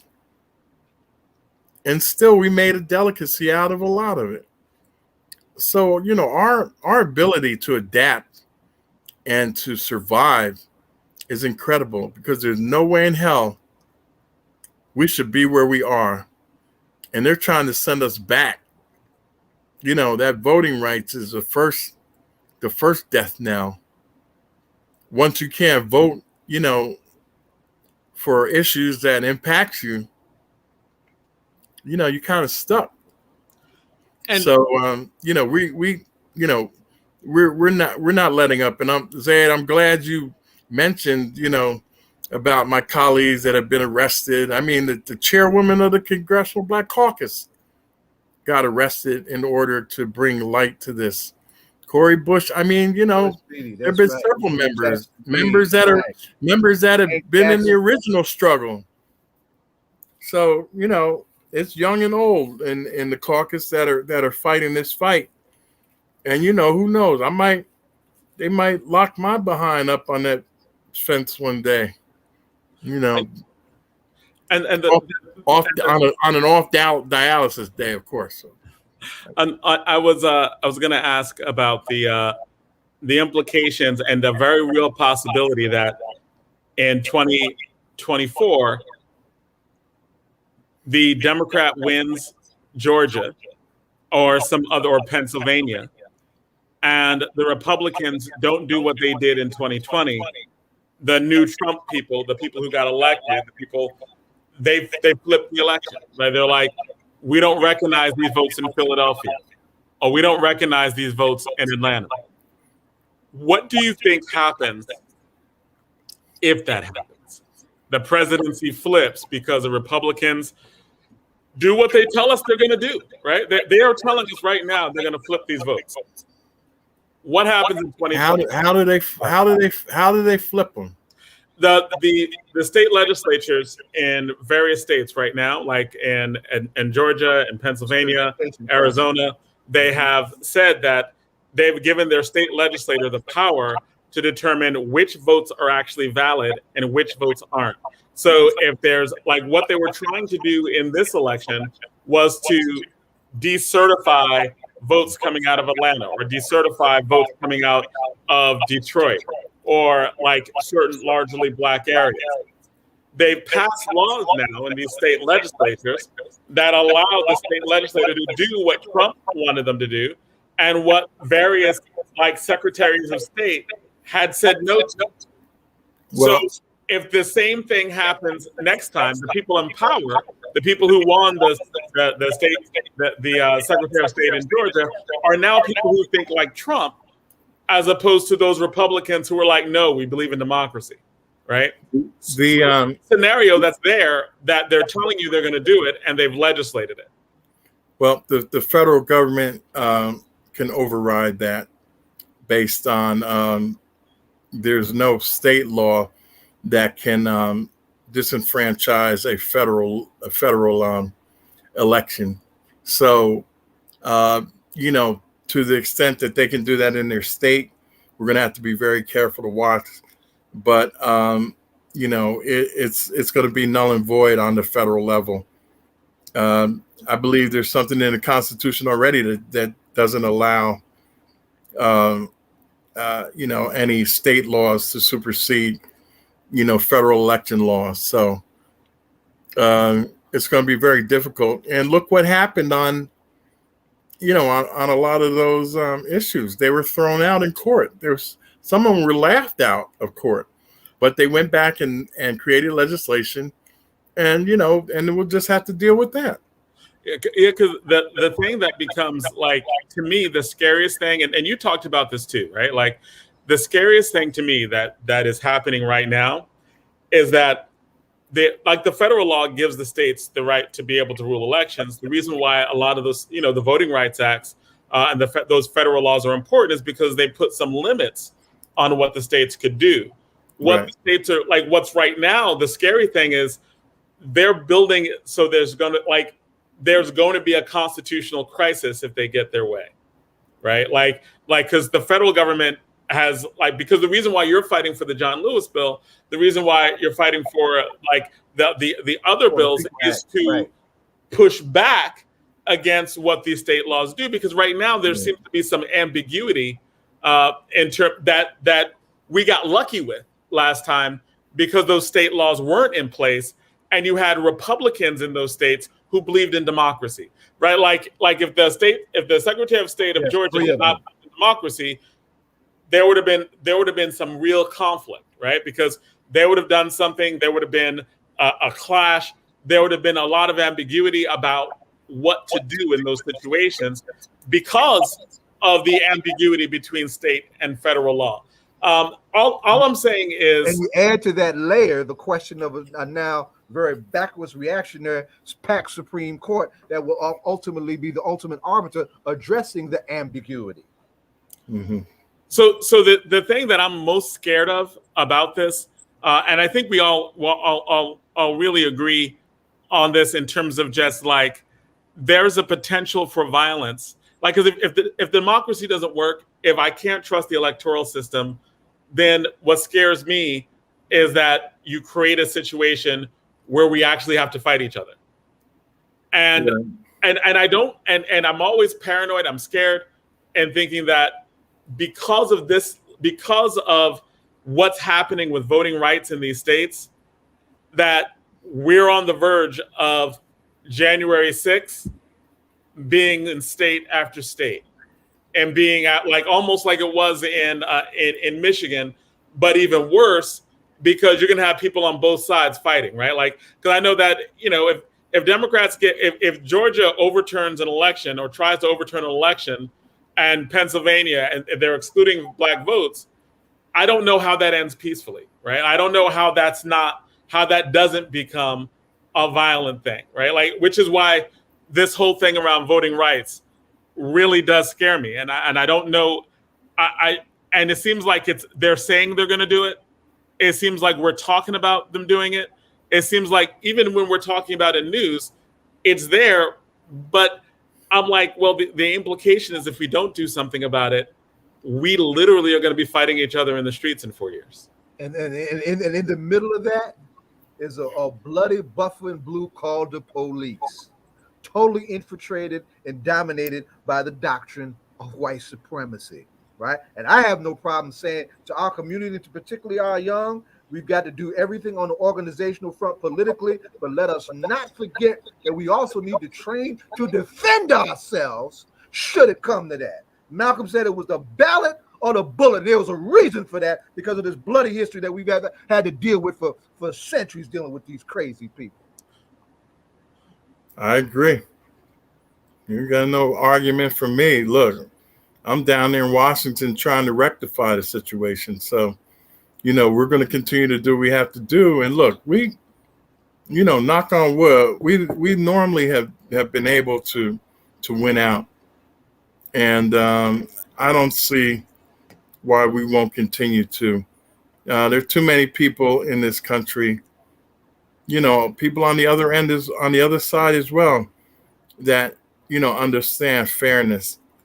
I mean, if that wasn't the case, John, he would have gotten reelected president. So, and we wouldn't have a majority in the Senate and a majority in the House. So the problem is down in the states. He doesn't win on the federal level. So he can never really impact the federal government per se, but state by state that are falling under that doctrine is an issue. And it's those things that that are actually, you know, keeping me up and under like just yeah. that. But as that happens, John, we don't give up. We you know we now you talking about talk. And we miss something there. We hunker down. We back up. We assess it, and then we move forward again. Look, we got fighters, man. We got fighters down there. And in John Lewis's name, not having him here, he would be a firebrand, right? He would be. We'd have to tell him, Mr. Lewis, sit down before you have an embolism. He was so strong on this issue. He was consistent all his life about the vote. And until his last day, he was consistent about the vote. And we're not going to let that legacy die with him. We're picking up the mantle and we're doing what we have to do in order for this to be a more perfect union. Is there any way to get voting rights legislation passed? And I know we talked about it before, but without the filibuster changing? I'm not sure. I don't know. Because it's I think that's one of those things where the stakes are so high. I think that the stakes are so high here. And I remember you told me once you on the show, you were like, Republicans got 3 issues. And because they're a small tent party, they have taxes, they have guns, they have the Supreme Abortion. Right. They have Supreme Court and abortion, right? And you said they have those 3 issues and everything else is good. Those Republican 3 issues are actually never affected by the filibuster, right? Because like they've already taken care of it with courts because courts aren't under a filibuster.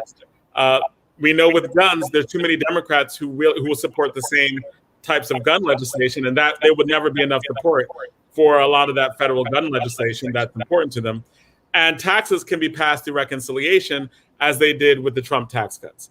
So when it comes to the 3 things that Republicans care about, they'll never be affected by the filibuster anyway. Whereas with Democrats, the stuff that's really important to us, like voting rights, the stuff that's almost existential to us, they're able to hold back. They're able to press. They're able to block and make it so that we can't go forward. So again, I always push this just to be like, I know you are always in a lot of these conversations, and I know that you are. And I just want to try to put arguments out there. If they can be used, that's great. If not, that's great. But this is an argument that was actually inspired by you, because you actually broke that down in terms of what is it that Republicans value, and then look at how what they value, the only thing they fight for, not even affected by the filibuster. Mm-hmm. Well, as we're sitting here talking, Joy Reid is on above my head. Like you saw me kind of looking up, and then they have Christian Senator Sinema defends the filibuster. So we got some work to do in our own party. I don't know what's happened to her since she went over there, but she's not the same person she was in the House. But I mean, and I've been talking about it for a while, John, and it looks like the president, I don't know if it was because of me, but kind of agrees with me. We need to go back to the old filibuster where someone had to hold the floor for 24 hours. If you were a filibuster, you had to stand up there and continuously talk and not give it up. See, they've made it easier now. They don't have to do that. But we need to go back to the old filibuster and make them old jokers stand up there for 24 hours. We'll see how long they can last and hold that thing out. But Biden has said that. He said we should go back to the old filibuster where a member of the Senate had to hold the floor. No, I agree, because they should definitely have to do more than send an email. Right. Absolutely. Yeah, no, but you got to put some work into this, brother. Stand up there till 2 a.m, all right, or 4 a.m, or whatever, however long it takes. But this new filibuster is absurd. You're gonna work it. You gotta if you're gonna have that what am I trying to say? If you're gonna have that and you believe in it that much, then stand up there and defend it. Right. And have to defend it in front of everybody while you're not supporting voting rights. Absolutely. Hey, let me shout out as we wind down too, because I want to, because bring it back to the local, right, and bring it back on what to do, right? April 28th is coming, right? There are 2 buses going out of Newark down to Washington for that National Day of Action in Defense of Voting Rights. So I want to shout out the People's Organization. August 8th or April? August 28th. Right? August 28th. Yes, sir. The anniversary of the March on Washington and the anniversary of the slaying of Emmett Till, right? Okay. Got 2 buses going down to Newark already. One done by the People's Organization for Progress, who had a press conference today on the question of defending voting rights, right? And the local chapter, the National Action Network, Sister Dawkins has a bus going down also. So folks need to really, get ready to go down there and deal with that and look at the organizational challenges that we have to face on the other dimensions of the vote to this next round of trying to fight these backwards reactionary laws that they're trying to do, because 2022 is right around the corner, and this is about snatching Congress and taking control of the Senate back. We need to be real clear absolutely about that, right? Oh, absolutely. So they can lay the ground to take the White House again in 2024 with those draconian checks in the mix. Yeah, well, we're trying to do everything we can to get the American people to understand, the difference between us and them, and what we, have done during this pandemic for the nation. That child tax credit basically takes 85% of children that are in poverty out of poverty. And I've been hearing some, rough stuff about some of the folks that are, ain't doing right with the money. But, most people, it's a blessing, and it's helping their families. So that's what I'm going to focus on. So, Congressman, as we wind down, I know healthcare is something very important to you, and we see that Biz Markie went on to glory, and was his funeral was this Monday, I believe. When you see, I know that's something that's near and dear to your heart. Did you have any words, in light of the, ongoing another young person to diabetes? And what struck me as I read the article, his wife said he would often go into diabetic comas and come out of them and just go back to, and kind of get his meds together and then get back on track. But this time he went into a diabetic coma and had a stroke, and that was the difference this time. Yeah, that's quite a sin. And I, obviously extended my condolences to the family, and to one of the original architects of, the hip hop that we knew in that day, and being a vehicle for Big Daddy Kane, and quite a few others came through Biz Markie. And so he's had a lasting impact on the genre. To this day, you can still people, in different settings and all, in the background playing his "You Got What I Need." It's beats the biz. It's quintessential Biz Markie, and is really part of our lexicon now. And may he rest in peace and have the afterlife be beneficial and bountiful to him. So. Ashe. Bashir.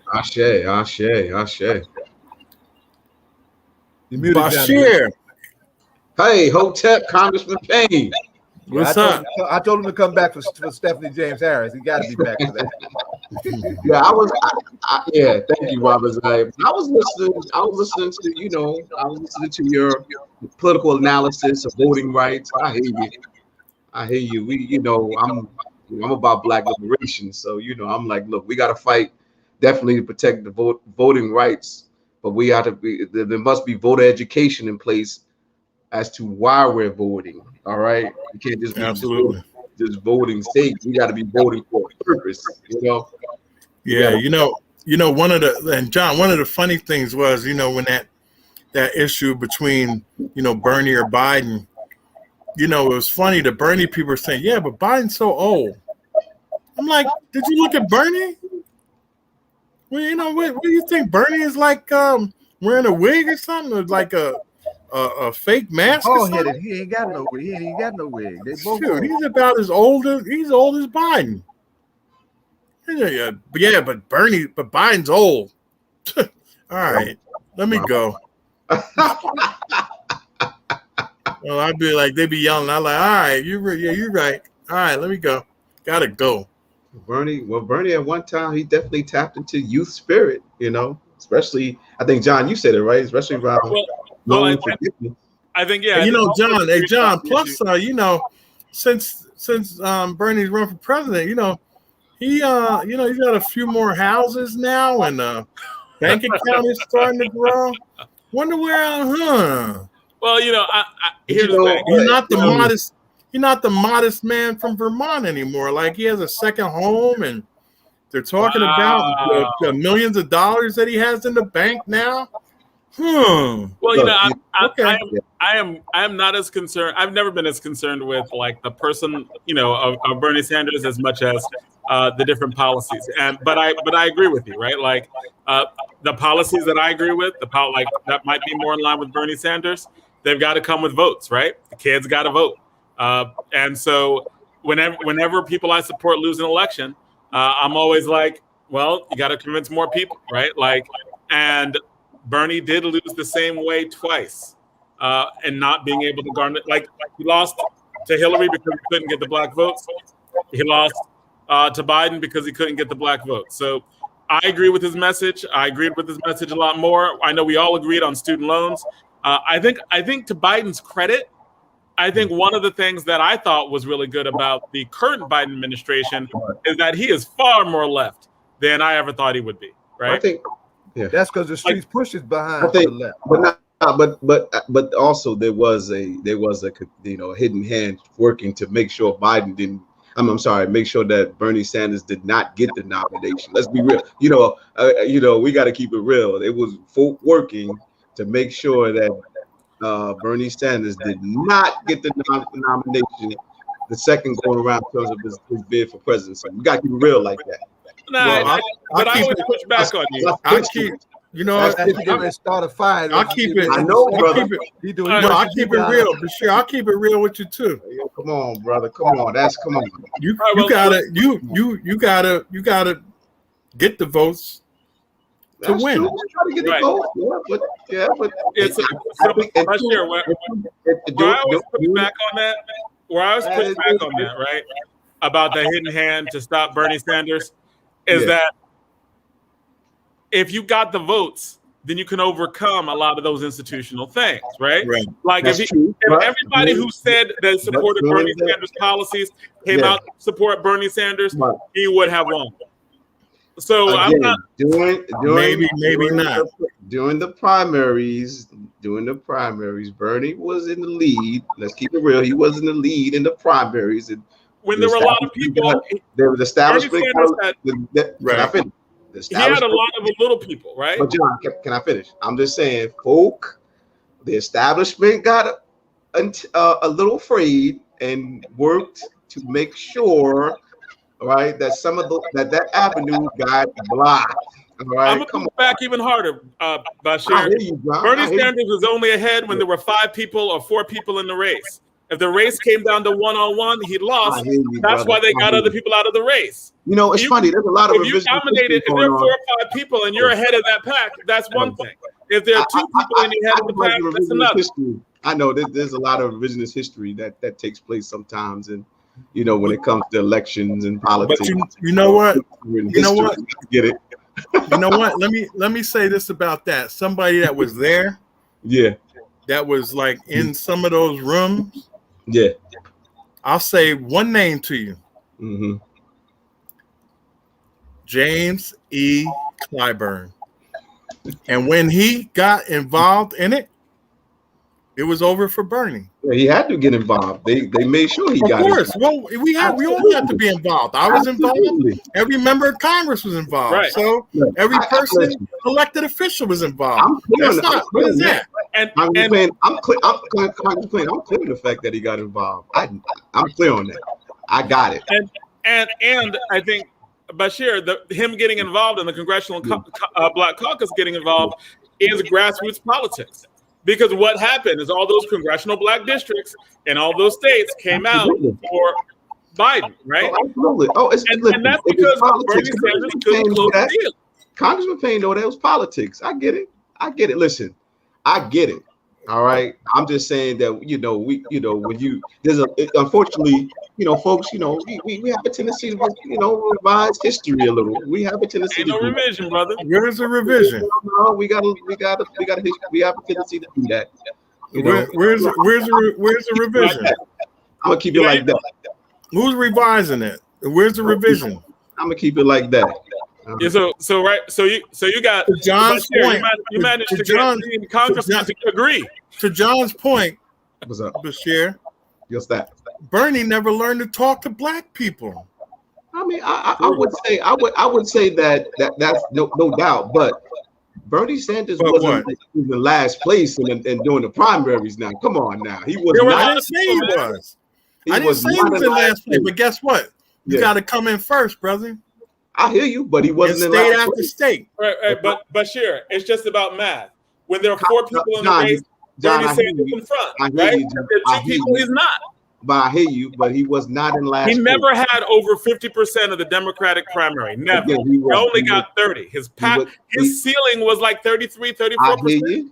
I hear you, but he was not in last place, brother. You know, And I'm saying that's meaningless. Because when it came down to the end, he was in last place. We agree to disagree. Okay.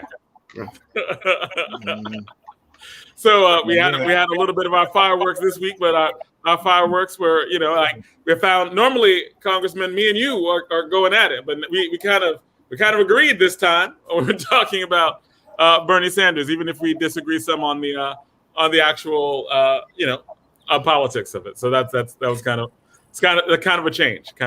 But Congressman, on last word, I think you and John went back about the student debt. Is that still on the table? Because I hear it keep coming up. It seems to be still on the table. The student debt? Yes. Oh, yeah. No, we're keeping it alive. To our disappointment a bit, the president has backed off it a bit. But we're not, he may have backed off, but we haven't forgotten. So we're continuing to keep that issue that is alive. I think he's been so, engulfed in this infrastructure thing that he's kind of pushed a few things to the back trying to get this accomplished. But, we're going to remind him about, what he said about student debt. So it's not forgotten, not by a lot of us. So good. All right, and thank you so much. Too late for me. My triplets are all done now. I'm shit. Shoot. No, you meant that. You looked at those student debts and you were like, oh man. Maybe they can do something for people that are still paying. Well, I mean, I'm gonna be at it for a while. But actually, isn't that part of it, right? For people who are still paying? Yeah. I thought that a lot of times when people are supporting it, they've already graduated and they're like, I've got 40,000, 50,000, 80,000, 100,000 worth of debt. That makes no sense for how are you ever gonna be able to get ahead in this country when you coming out you're 100 grand in the hole already? Right. Come on. Makes no sense. A lot of people are going to buy houses or thinking about buying houses, can't. A lot of people want to make investments, can't. Or the ones that buy houses say they paid the houses off sooner than they paid the student debt off. That's the one. Shoot, I got them 3 jokers laying around this house now. Ain't going nowhere. So Congressman, who are you listening to right now? Nobody's just kind of, got my Apple Play and just let it go randomly through everything, jazz, rock, hip hop. So whatever comes up next, I listen to. Yeah. I'm all over the place. I'm eclectic these days. What Apple Music can do that. I got my iPhone and Apple Music. I should have Jay-Z's streaming service. It's just that the iPhone locked me into it, right? Didn't he sell it? Just I don't now? know. Actually, I heard he just made a good deal of selling it. Oh wow! Did not know that. One of the big ones, Amazon or somebody, wanted to buy it from him. So he's looking to sell that joker already. Look, making more money. Can't be mad. Yes. Jay-Z reportedly sells title to Jack Dorsey Square for $302. There you go. And for an 80% stake in title. All right, so I'm good with Apple Music now. Jay-Z no longer owns title. He sold it. All right. Wow. That was in May. Yeah, he sold it in May. I'm behind the times. He's a businessman. Not a business. So now while you swiping your thing and you paying with Square, title's going to come in there somehow. That's interesting. Wow. Yeah. So thank you All so right. much. Congressman. Thank you. And Always good to see y'all. It's really good seeing you too. And keep fighting down there. You need to let us know when you need help, and all of us to come down there to back you up, because it's going to be. We know that it's getting more and more wild down there. Bashir, it's good to see you. Good to see you too, John. That's how we start. Don't worry. That's how me and Bashir started out on this show. So. No doubt. Absolutely. Fair enough. All right, Congressman Payne. Take care. All right. See you later. Hotel. Peace. That's all politics so local, America's number one political hip-hop radio talk show. We were supposed to have a conversation about the Amistad Commission, and Dr. She's trying Stephanie to get Harris. on. Yes, I'm trying to get her on. She's somewhere in the mountains and is having some connection issues. We're talking about our guest Stephanie James Harris, our beloved executive director. Yeah, being in the mountains, we'll give you that. Yeah. Yeah, she's struggling to get on. So I'm apologizing for her and for me for bringing her on. Hopefully she can get a connect and join us. We may not. Those are one of those variables in internet land that are hard for us to control. But since our topic is Amistad, and we have two people on who could definitely have a come back. conversation. Yeah, but before we start, that goes back to that broadband and Congressman Payne saying that it needs to be expanded to these rural areas and areas that are still lacking. Yes, get connectivity. Yeah, how about that? Right, how about that? Right, absolutely. Mm-hmm. She's suffering from the same thing the Congressman is trying to fix. That's right. With broadband and the infrastructure bill. Mm-hmm.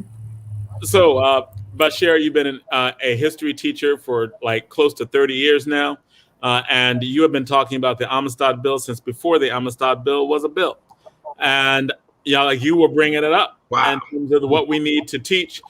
You've been doing that since I've known you. When you were a college student, you've been talking about this very issue, and Baba Zaid, I know that this has been near and dear to you ever since we've met as well. You've been talking about Dr. Stephanie Harris and the importance of the Amistad Commission. Can you tell us what's going on with the Amistad in 2021? We know it's been a law. We know it's passed. Everything's good now, right? Law's been passed. We're good. 2021, we free. Everything good, right? Mm-mm. Hell no. By the way, she's said no with the capital H. She's trying to figure out, and this is a tech question I can't answer. So I need you to answer this, Jonathan. You and Mike can answer this. Is there a way that she can call in with the link because she's just having trouble making the connection? There's no way that she can actually call in for the StreamYard. She just it just would be hitting the link. What she could do is turn off her video. And maybe if she turns off her video, then it will go through. Okay. All right. Bashir, take over. Let me tell her that. All right. So Bashir, talk to us. Amistad. Why is it important? You are a history teacher. You've been true to you. You've been living this life. Right. It's absolutely it's important. Well, it's absolutely important because you through Amistad, you legally require school systems to include the history, the contributions that Black people made to society, to societies around the planet Earth, as well as American society, because unfortunately, folks, white supremacy and systemic racism is real. They're trying to, continuously create this fictitious narrative that Black people didn't contribute anything to human civilization, to human societies. That's why we in America. That's why we're struggling so hard, with 1619 and what's folks don't want us to reveal the facts, not the truth, because truth is subjective. The facts of Black people in America, right? We talked about democracy. We talked about being on a congressional floor, filibustering and these things. Come on, let's keep it real, right? American democracy originally was not extended to Black people, of course, right? Not even non-property white men had the democracy wasn't extended to non-property white men, and women, weren't allowed to practice democracy. Indigenous people allowed to practice democracy, right? It was through the struggles of Black people made democracy real for everybody in this country to this day. That's why 1619 they correct the history. But Bashir, like the Amistad law has passed. We're supposed to all be teaching this. So everything's good, passed. right? Like what's keeping right. What is keeping the Amistad law from actually being what we want it to be? But go back to where the Amistad. Unfortunately, many districts are not adhering to the Amistad law, and I don't want to call names on this forum, but I say there's a certain person works for Star Ledger for here that that school districts were not adhering to the Amistad law. This sister really, went back and forth on me. She was like, "Wow, I didn't know." I said, "Well, go do your homework." Give a homework. I said, "Go find out how many districts are adhering to the Amistad law." When she came back, how many districts she said that are actually adhering to the Amistad law? One. How many? What? Newark, New Jersey. Wait, hold on. Let me get this right. Out of all the districts in the state, right, there's only one school district that adheres to the Amistad law, and we still kind of struggling with that. And go back to and Bashir, go back. Amistad was passed by Orange, Jersey City, you name it, Camden, you name it, suburbs, West Orange, South Orange. They're not adhering to the Amistad. What's the penalty in it? But Bashir, more than that, the governor did talk about maybe. Wait, I'm just saying the governor. He talked about before coronavirus hit. He talked about a penalty, right? If the school districts did not adhere to the Amistad law, but that got pushed to the side because coronavirus. Right, but coronavirus broke out, so a lot of stuff got pushed to the side. Go ahead, Sister Don. What I was going to say, for those who don't know, Don, can we just go back and say, the New Jersey Amistad law was passed and it's been over 2002.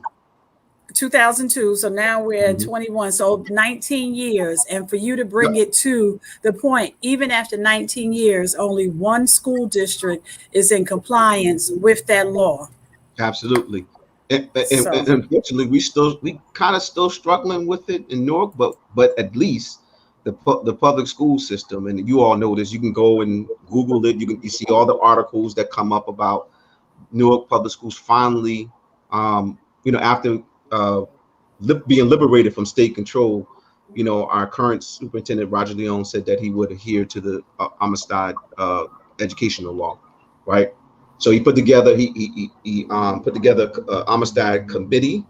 I was part of that committee, and we worked to create an Amistad curriculum. It's finished, but we still kind of wait for some folk to sign off on it. But the school district, did.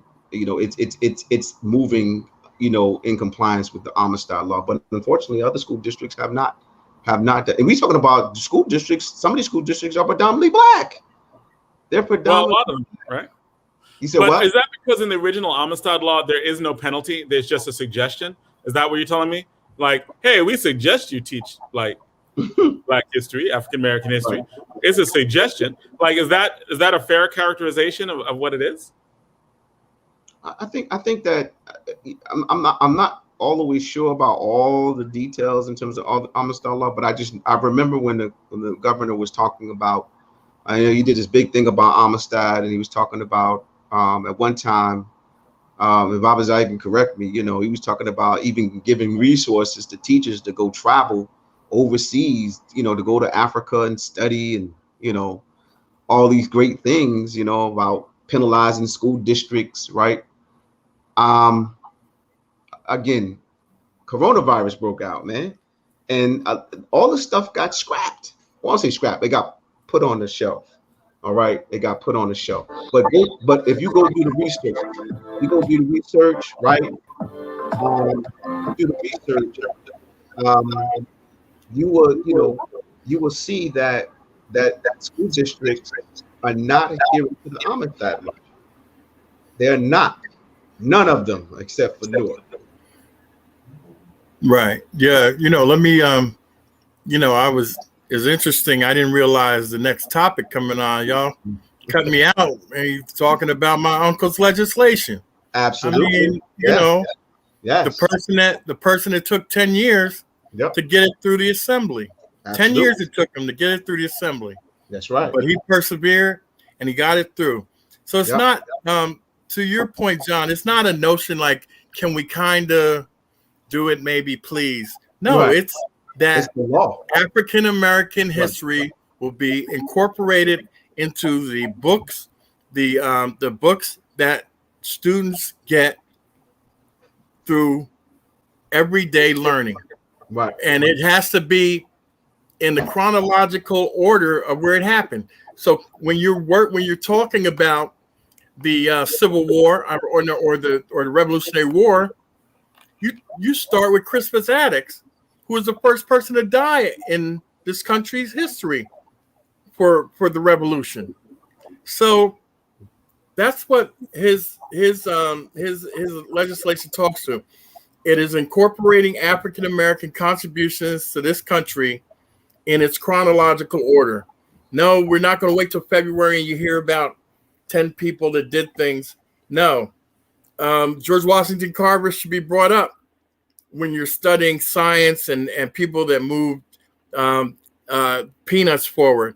Eli Whitney should be talked about when they were working on the cotton gin, and he created the first self-oiling cotton gin, where the term comes, I want the real McCoy, because people were making machines, knockoffs of the machine that Elijah McCoy made, and it didn't work like that.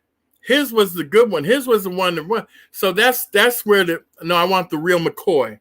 That's where that term comes from. About a black man. They wanted his machine, not these knockoffs. They want the real McCoy.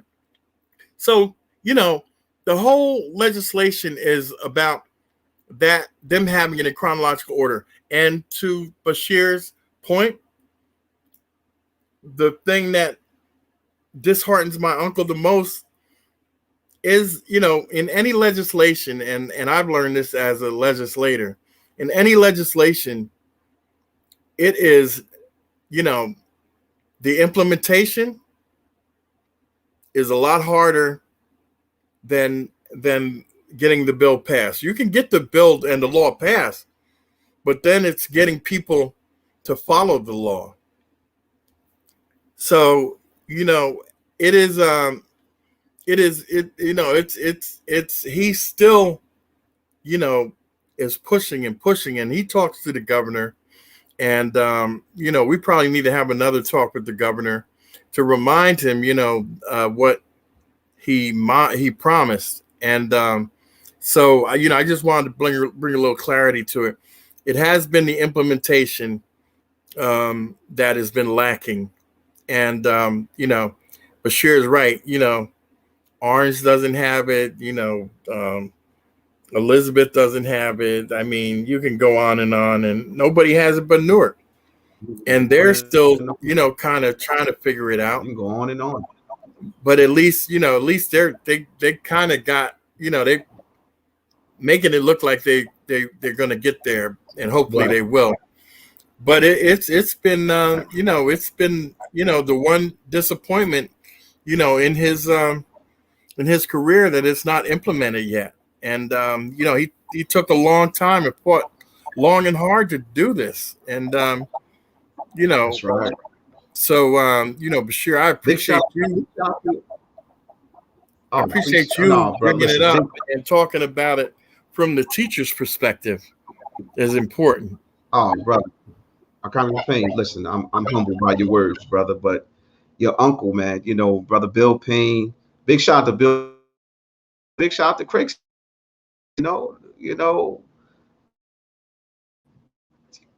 all think it's some type of like, maybe some local stuff. Oh, that's just Newark. All right. That's just a Newark thing. No, it's a statewide law. And then when I challenge them to go look, right, they come back to me like, oh, I didn't know. I thought it was just a Newark thing, You know what I'm saying? So you're right. I see Principal Kafele, man. He's dropping it, man. He's giving some insight and wisdom in terms of this law, because he when he once was the in the school system, he struggled with that. He struggled with implementing Black studies, African history, I should say, African history, African American history into the curriculum. He was successful at it, did a great job at it, but it's a struggle because some folk, they don't see the value in that. They don't see the need to teach African history, right, or to include African history in the social studies and the subject area curriculum. We're not just talking about this a history class. We're talking about English, math, science, right? Other subject area, right? That our students every day, right, matriculate under, right? And statistics wise, we was talking about it earlier. We talked about math. How many of our students struggle with math? Particularly Black students struggle with math. Why? Because they don't see themselves in it, right? They don't see that we authored mathematics. Okay, they don't see. They're not taught lessons about Benjamin Banneker or the sisters that. Right, Brother Kafele, interdisciplinary instruction. Absolutely.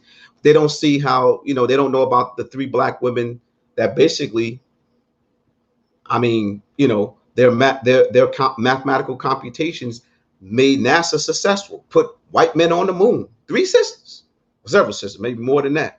Several sisters. And we didn't know anything about that till we saw the movie. Right. Right, absolutely. Brother Sunyata was a brother that was a mathematician working in NASA. But I'm saying that we didn't know about these 3 Black, I don't want to just say 3, it's several Black women, more than 3. We didn't know about them until we saw Hidden Figures, right? Nobody knew that. A lot of this stuff, Congressman Payne, is conspiracy. Let me just say this while, I don't get the mic often, but I got to say this. Some of the stuff that we bring forth, right? People write this stuff off as Afrocentric conspiracy theories. Case in point, right? Black Wall Street for years, for decades, right? Community been telling folk about this thriving Black community that was burnt to the ground by the government, right? And by racist white people, right? You know what they said, Congressman Payne? That's Afrocentric conspiracy. That never happened. Now, what happened when Trump decided to launch his campaign, right, on Juneteenth? That's another thing we're going to discuss. Juneteenth, we discovered something about Black Wall Street. Now, folk are embracing Black Wall Street, right? You see what I'm saying? Juneteenth, right? We talked about another holiday outside of Kwanzaa. I think the wild thing about Tulsa is that the first time people learned about the Tulsa massacre was when they were watching HBO's Watchmen. And after that, they were like, oh, wow, what did this really happen? And all of a sudden, the blogs are full of today about people talking about the Watchmen. But not absolutely. Or just like when Obama became president, folk realized that they didn't. They finally discovered that Black people actually built the White House. You remember when he got elected, he was being inaugurated, and they showed a picture of enslaved Black people pulling up the columns of the White House. But they, for brothers and sisters like myself, they were like, no, brother, that's an Afrocentric conspiracy, brother. That didn't really happen. Just like the nose being blown off the Sphinx, folks still running around here talking about that's just a Afrocentric conspiracy. Napoleon never did that. Well, I'm gonna tell you something. I'm gonna curse a little bit. God damn it, I was there. I saw the bullet holes. All right, I saw it with my own eyes. All right, they blew off the brother's nose, and the bullet holes riddled all over that statue. Let me just jump in for a second. Let me just for a second, because this is one of the reasons why I got Stephanie on.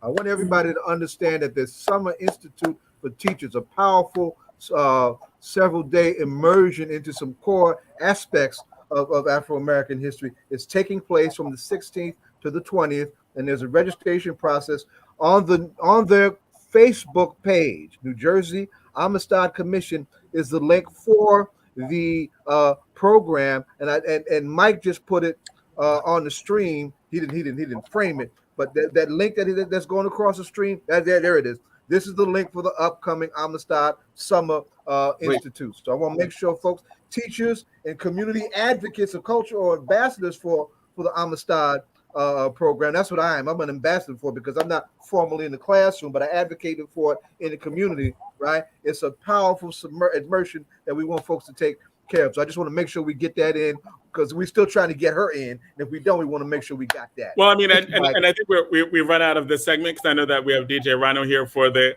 last really 20 minutes.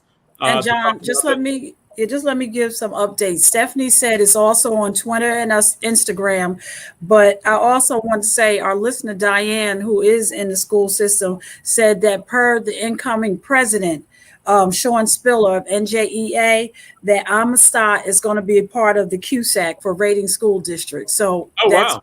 Okay, so you guys know what that means. So yeah, well, QSAC is like in order to get your I just know about it because Newark's been taken over for for 20 years, and they were basically for failing QSAC. So that's something that districts take seriously because that's how each district gets certified as competent. So if that becomes part of QSAC, that's pretty powerful, actually. Yeah, let's watch and see what happens in Montclair because he's the mayor. He's the mayor of Montclair as well. So. He sure is. How about that? Right. How about that? So yes, we should see that in Montclair first. Yeah, absolutely. All right. Well, DJ Rhino was up, and I thought he was going to be wearing his Jada Kiss shirt. Rhino. I don't have one yet. It was so new to everybody, right? Yeah. I don't have one yet. Yeah, it's real soon. Right. But honestly, I'm already like trying to get my locks. I'm trying to get my lock shirt, but I'm looking for the right logo because I'm a logo fanatic when it comes to the shirts. I don't really do too many faces and stuff. I don't like people's faces on my shirt. I just want the logos of my favorites. You know what I'm saying? So I'm looking for the right one for the locks. But Rhino, am I right in that Donna has been riding for Jada Kiss for a long time? Hey, well, Donna, right. Not new to know Jada Kiss. She was riding for the right team. She was riding. But I mean, a long time ago. Like she constantly has been below for years. She's been like Jada Kiss, Jada Kiss, top 5, Jada Kiss. Yeah, you know what's funny? To be honest, and because I got a lot of lady friends, that's into hip hop and stuff like that. There's a lot of sisters that's into Jada Kiss, man. They think he's cute and all of that. You know what I'm saying? And then of course they like his the voice, and whatnot. The voice, of course. You know what I'm saying? So yeah, there's a lot. He got a huge fan base, man, when it comes to the lady. But lyrically, he is lyrically. I mean, putting all that aside, lyrically is. No doubt. I always wrote for Jadakiss as well, because Jadakiss, for the same reasons, his voice is crazy. His voice is bananas. You know what I'm saying? And that's and he does it effortlessly. It's like it's just he always just sound like he's just saying it, and like he really don't feel like talking, but he's saying it anyway, and he's saying the craziest stuff in the best way, and with the voice. It's bananas, man. So I always had love for Jadakiss, and he took the night, like by himself. You know what I'm saying? Like he really, Chic and Styles was there, just kind of backing him up, just in case, he needed some help or whatever, man. But Jada was taking them on by himself. So you're saying it was like he was Gladys Knight and the rest were the Pips. Yeah, kind of, sort of. Yeah. Because the Pips should have been the feature. Should have been Jadakiss and the Lox. Yeah. No, because the Pips do their thing too. So we, So we can say that. The fundamental issue. The fundamental issue is the Pips make sure that Gladys is good, and that's how it was with Styles and Luch. They made sure that because when Jada did his freestyle, there was a part where he made it sounded like he was about to slip up, and you hear both Styles and Luch at the same time go, yeah, and it was like, it kind of lifted him up to keep going, you know what I'm saying? And Jadakiss, killed that. He killed the verses. He turned it back into a battle. It was no celebration of anybody's catalog. This was a hip hop battle, and Kiss made sure of that. And he represented for New York. He represented for Yonkers. He represented for hip hop. And much love to the king, man. And Chris Randy, you were going to say something about this. So the best song that any of the Locks have created was not played at the Verses, and it was Styles P did not play I'm Black. I'm frustrated. But anyway, I think that the reality. Hi, Congresswoman Donna. How are you feeling? You all right? Just want you to know I love you. Is she muted? Yeah, she's muted. I love you more. Thank you. Aww. See, we getting along. Zaid, and I want you to know I love you more than Baba Zaid, since Baba Zaid don't tell nobody when the police work with him. And he makes still talking about that. Just make sure I got that record. I want to make sure I got that out there. I want y'all to know. Community control of the police. That's the fight. You did not tell, but you don't tell nobody when you get it. but also with that versus competition, one of the things as I was reading the comments, they were giving big ups to Jada's and Locks, their DJ, how their DJ kept everything on point as well, and how important that was. Because as a DJ, that's what you're supposed to do. You're supposed to make sure everything is running well, make sure you're on point. You know, the thing about big ups to Technician the DJ, that was their DJ. Technician the DJ made sure that anything that Dipset said, he could come back with something musically. As a DJ, he could throw something on and be like, oh yeah, okay, boom, here we go. You know what I'm saying? And that's what you're supposed to do as a DJ. You are the backdrop of the whole situation. You are the foundation of the audio, the sonic foundation of the situation, of the event. So you got to be on point, and you got to know what you're playing, and you got to the timing. That's a big thing for DJs. A hip hop DJ is timing. You know what I'm saying? And yo, he was on point, man. Big ups Technician and DJ, man, because yeah, he definitely did what he was supposed to do for the Locks. That's for sure. For me, you know, growing up as a fan of the Locks, when they played "We Gonna Make It," finally, I mean, I was excited about it. One of the things I wanted to say, I think, is interesting for me is. For me, it's like the Locks are definitely winning right now, but the T-shirt that's most relevant is what DJ Rhino is wearing right now, because the Nas album came out yesterday, and I wanted to know what DJ Rhino had to say about it. Yeah, well, I appreciate Nas's work, man, that he put out. You and I were speaking behind the scenes about it, and I was saying that basically, you know, Nas is at a point in his career where he doesn't really have to show out for anybody. He's made his accolades. He's had a long career. You know, people know who Nas is. You know what I mean? And he's made it staple. But so now he's at a point where he can just put out whatever he wants. He can put out music how he wants to put it out. And so I appreciate this project for that. For the fact that, you know, it's a free project that he just kind of threw out there. Not free, I mean, you still gotta buy it or whatever, but you know, it's just him being him. You know what I'm saying? This is what I want to do. And he has a lot of good songs on there. Of course, I mean, anybody who's, you know, been online at all knows that he has a song on the album called Nobody with Miss Lauryn Hill. And she really goes in on, you know, all of the stuff people talk about with Lauryn Hill, like, you know, what's going on with her. She's always late for this. She went into the L's. She talked about her lateness. She talked about her lawsuits. She talked about her loss of love relationships. She talked about just her lack of patience and tolerance for anyone's ignorance. You know, she spoke about a lot of things, and she wasn't apologetic about any of it. You know, she spoke her piece. You know what I'm saying? And I appreciated it. You know what I'm saying? It was good to hear her actually spitting some rhymes, some bars. You know, we always hear her doing a lot of singing and stuff, but to actually hear her go in on some bars, you know, it was beautiful. It was like when Rhapsody brought brought Latifah on to spit some bars on her album. It was like, wow, you know, we haven't heard Latifah actually spit in a while. So that's kind of how it was with Lauren. You know, Lauren really went in on, you know, just people, you know, what people been talking about as far as her, you know, what's been going on with her in her career and stuff like that. So she, you know, artistically and lyrically, she in her rhymes, she broke it all down. So I appreciated it. And it was good to hear her. But as far as the album, as far as Nas's album, he's got a few joints on there. I think you mentioned also online, Chris, the song "The Pressures" was which is the first song on the album, which is another touching one, man. I like that one a lot as well. But he's got a few on there. But I don't even want to talk too much about especially after Lauryn Hill. I mean, after that, I don't really want to talk too much about the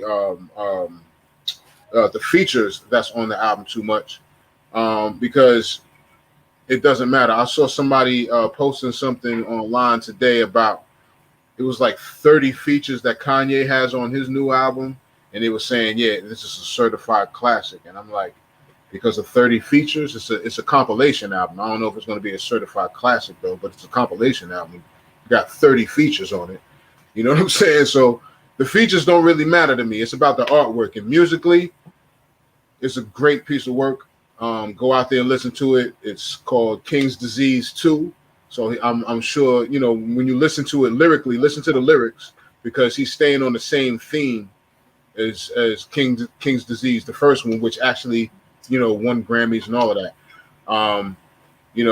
He's still on that same theme, just, what it's like to be up high and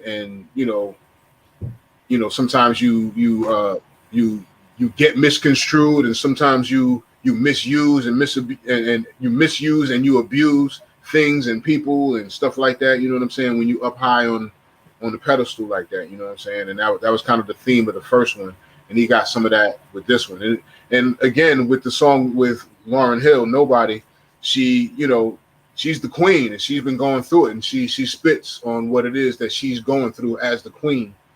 This is what I'm going through. You know what I'm saying? She talks about how she's, she talks. There was a line where she said something about, I done turned the cheek and got hit with blows, you know what I'm saying, left and right and all of that. You know what I'm saying? Like she done went through it. So listen to the song, listen to the album, King's Disease. Nas is dope. It just came out today, actually. King yeah, Disease check it out. too.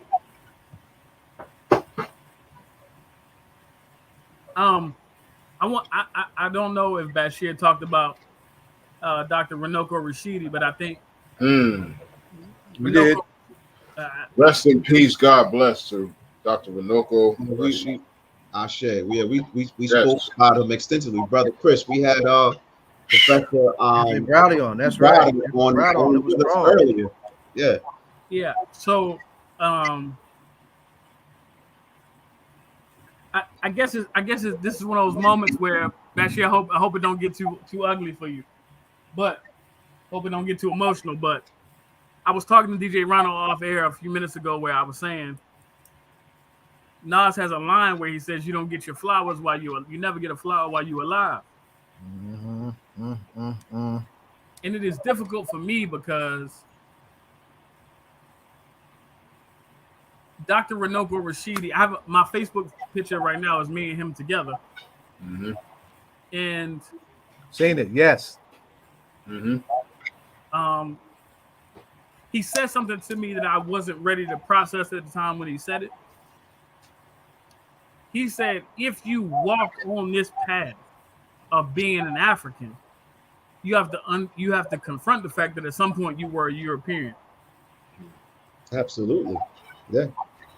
Yeah, you have to, brother. That's the process of becoming conscious of what young people call. Khalid Abdul Muhammad said it best. He said, "Free your African mind and save your black behind." Yeah. And what is it? George Clinton said, "Free your mind and your ass will follow." That's right. He just turned 80. That's my funkster. So I'm playing field. What Brother Chris said was so on point, though. Hell yeah.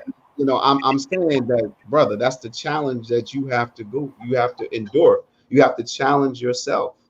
You have to begin to challenge the European in your mind.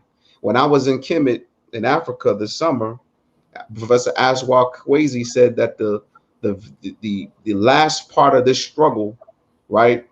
The last part of this struggle, and they said it's a huge struggle, is the struggle against mental slavery, colonizing your mind. Absolutely. We got a lot of colonized brothers and sisters, man. That's why we struggling so hard right now. That's why we in the condition we in right now, brothers and sisters. You know, I mean, we got brothers and sisters walking around with black skin, but inside their mind, they got a white thinking. They got a Eurocentric thinking, or even an Arabized. There's a lot to unlearn. Even an Arabized thinking. They're parts of Africa, brother. They're parts of the African world, brother. You go in, they're brothers darker than you and me. They blue black, midnight black, right? But they believe that they're Arabs. Reckless as hell. That's right. Not Africans.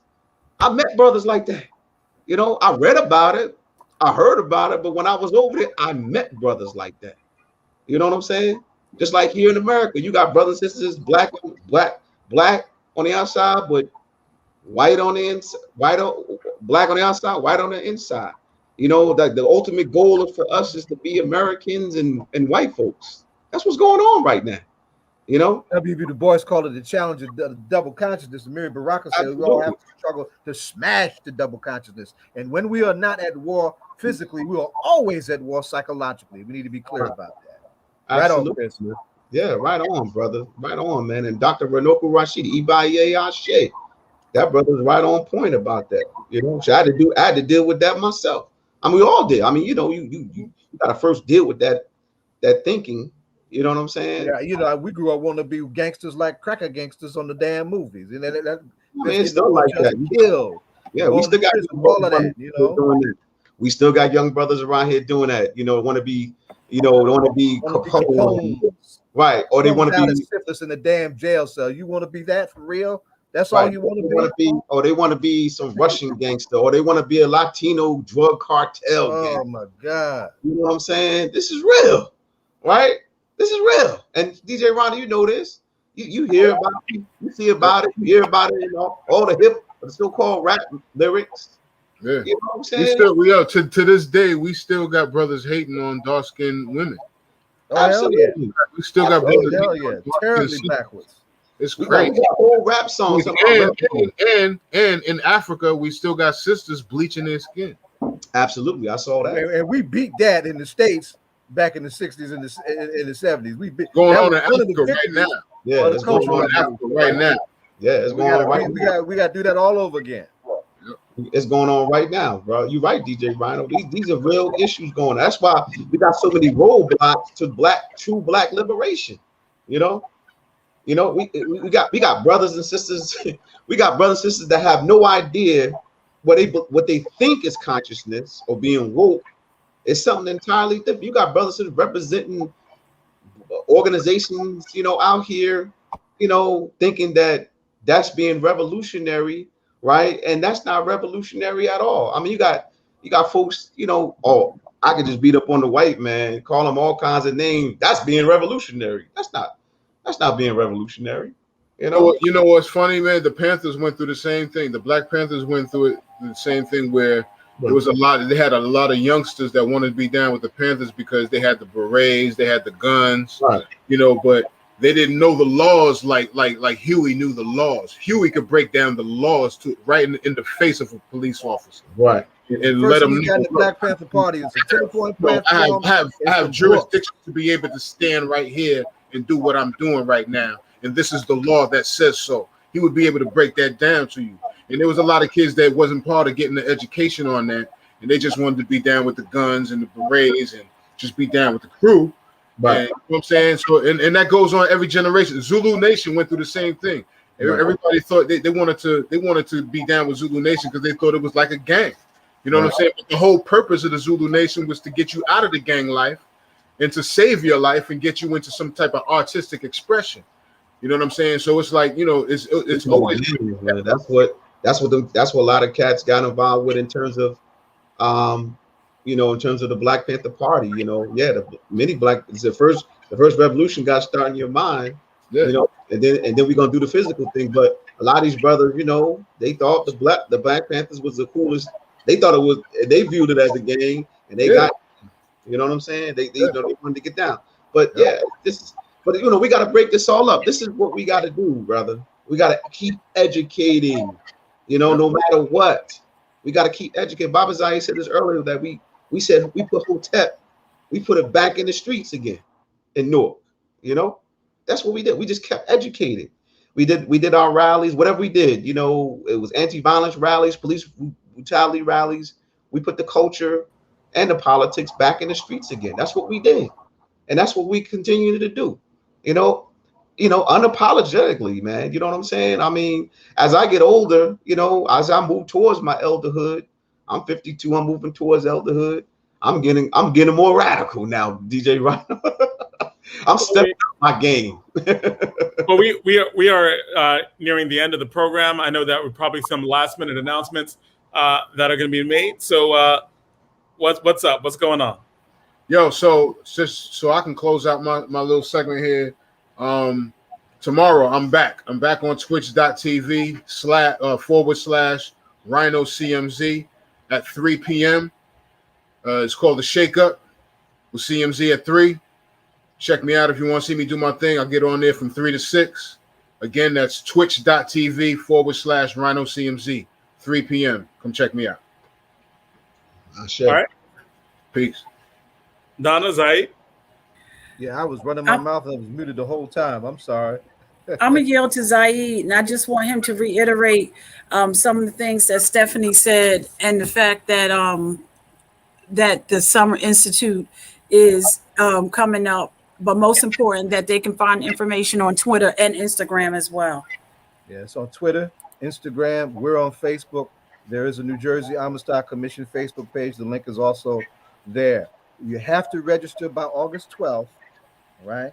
And then the sessions are from August 16th through the 20th, right? And I've been a part of those in the past. I don't know if I can actually do it this year because you know, I'm actually juggling 2 jobs right now. But I strongly recommend all teachers and any concerned parent or community educators around the question to plug into that. Second, some difficult stuff, right? Tomorrow in Columbia, South Carolina, and at Unterman Field in Newark, New Jersey, are going to be memorial walks for the late Sanaa Amenhotep.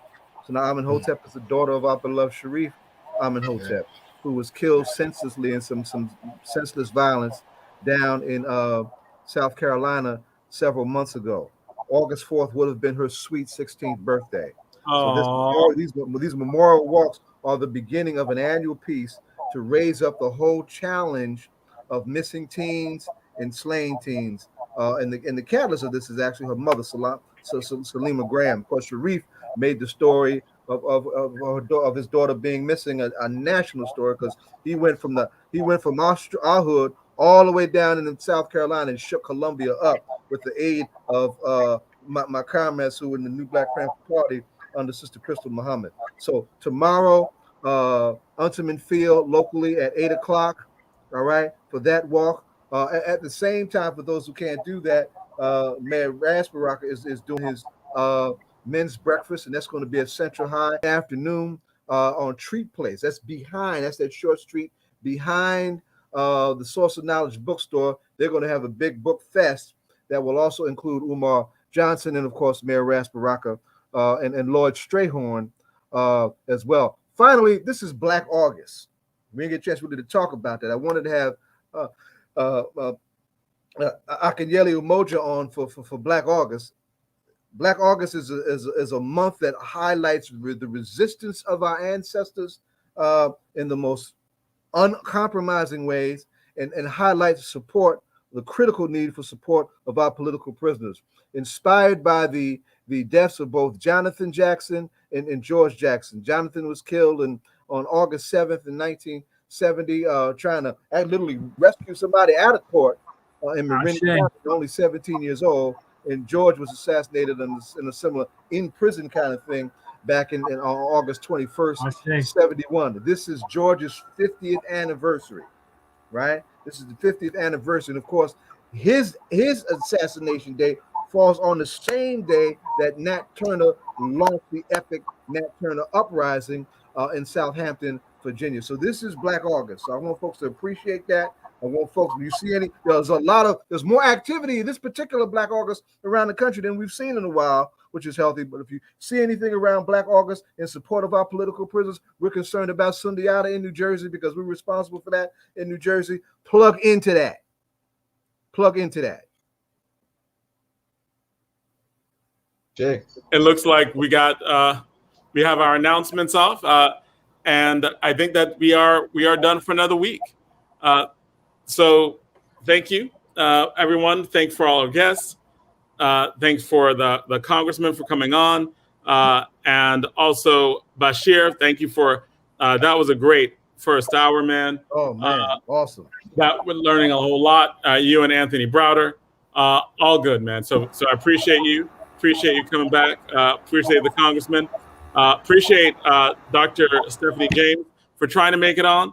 But as Donna was talking about, broadband needs to be expanded to places that don't normally get it. So, she thank you. Apologies in regards. No apologies needed. No apologies needed. We understand. So thank you. And this is another week of All Politics Are Local, America's number one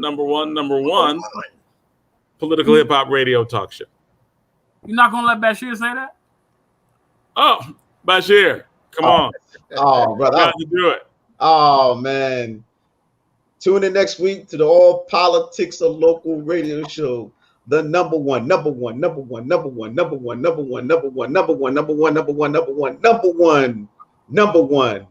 right, DJ Rhino. Put that number one political hip hop radio show in America. All right. I would say in the universe. All right. Hotel. Peace. Hotel. Peace.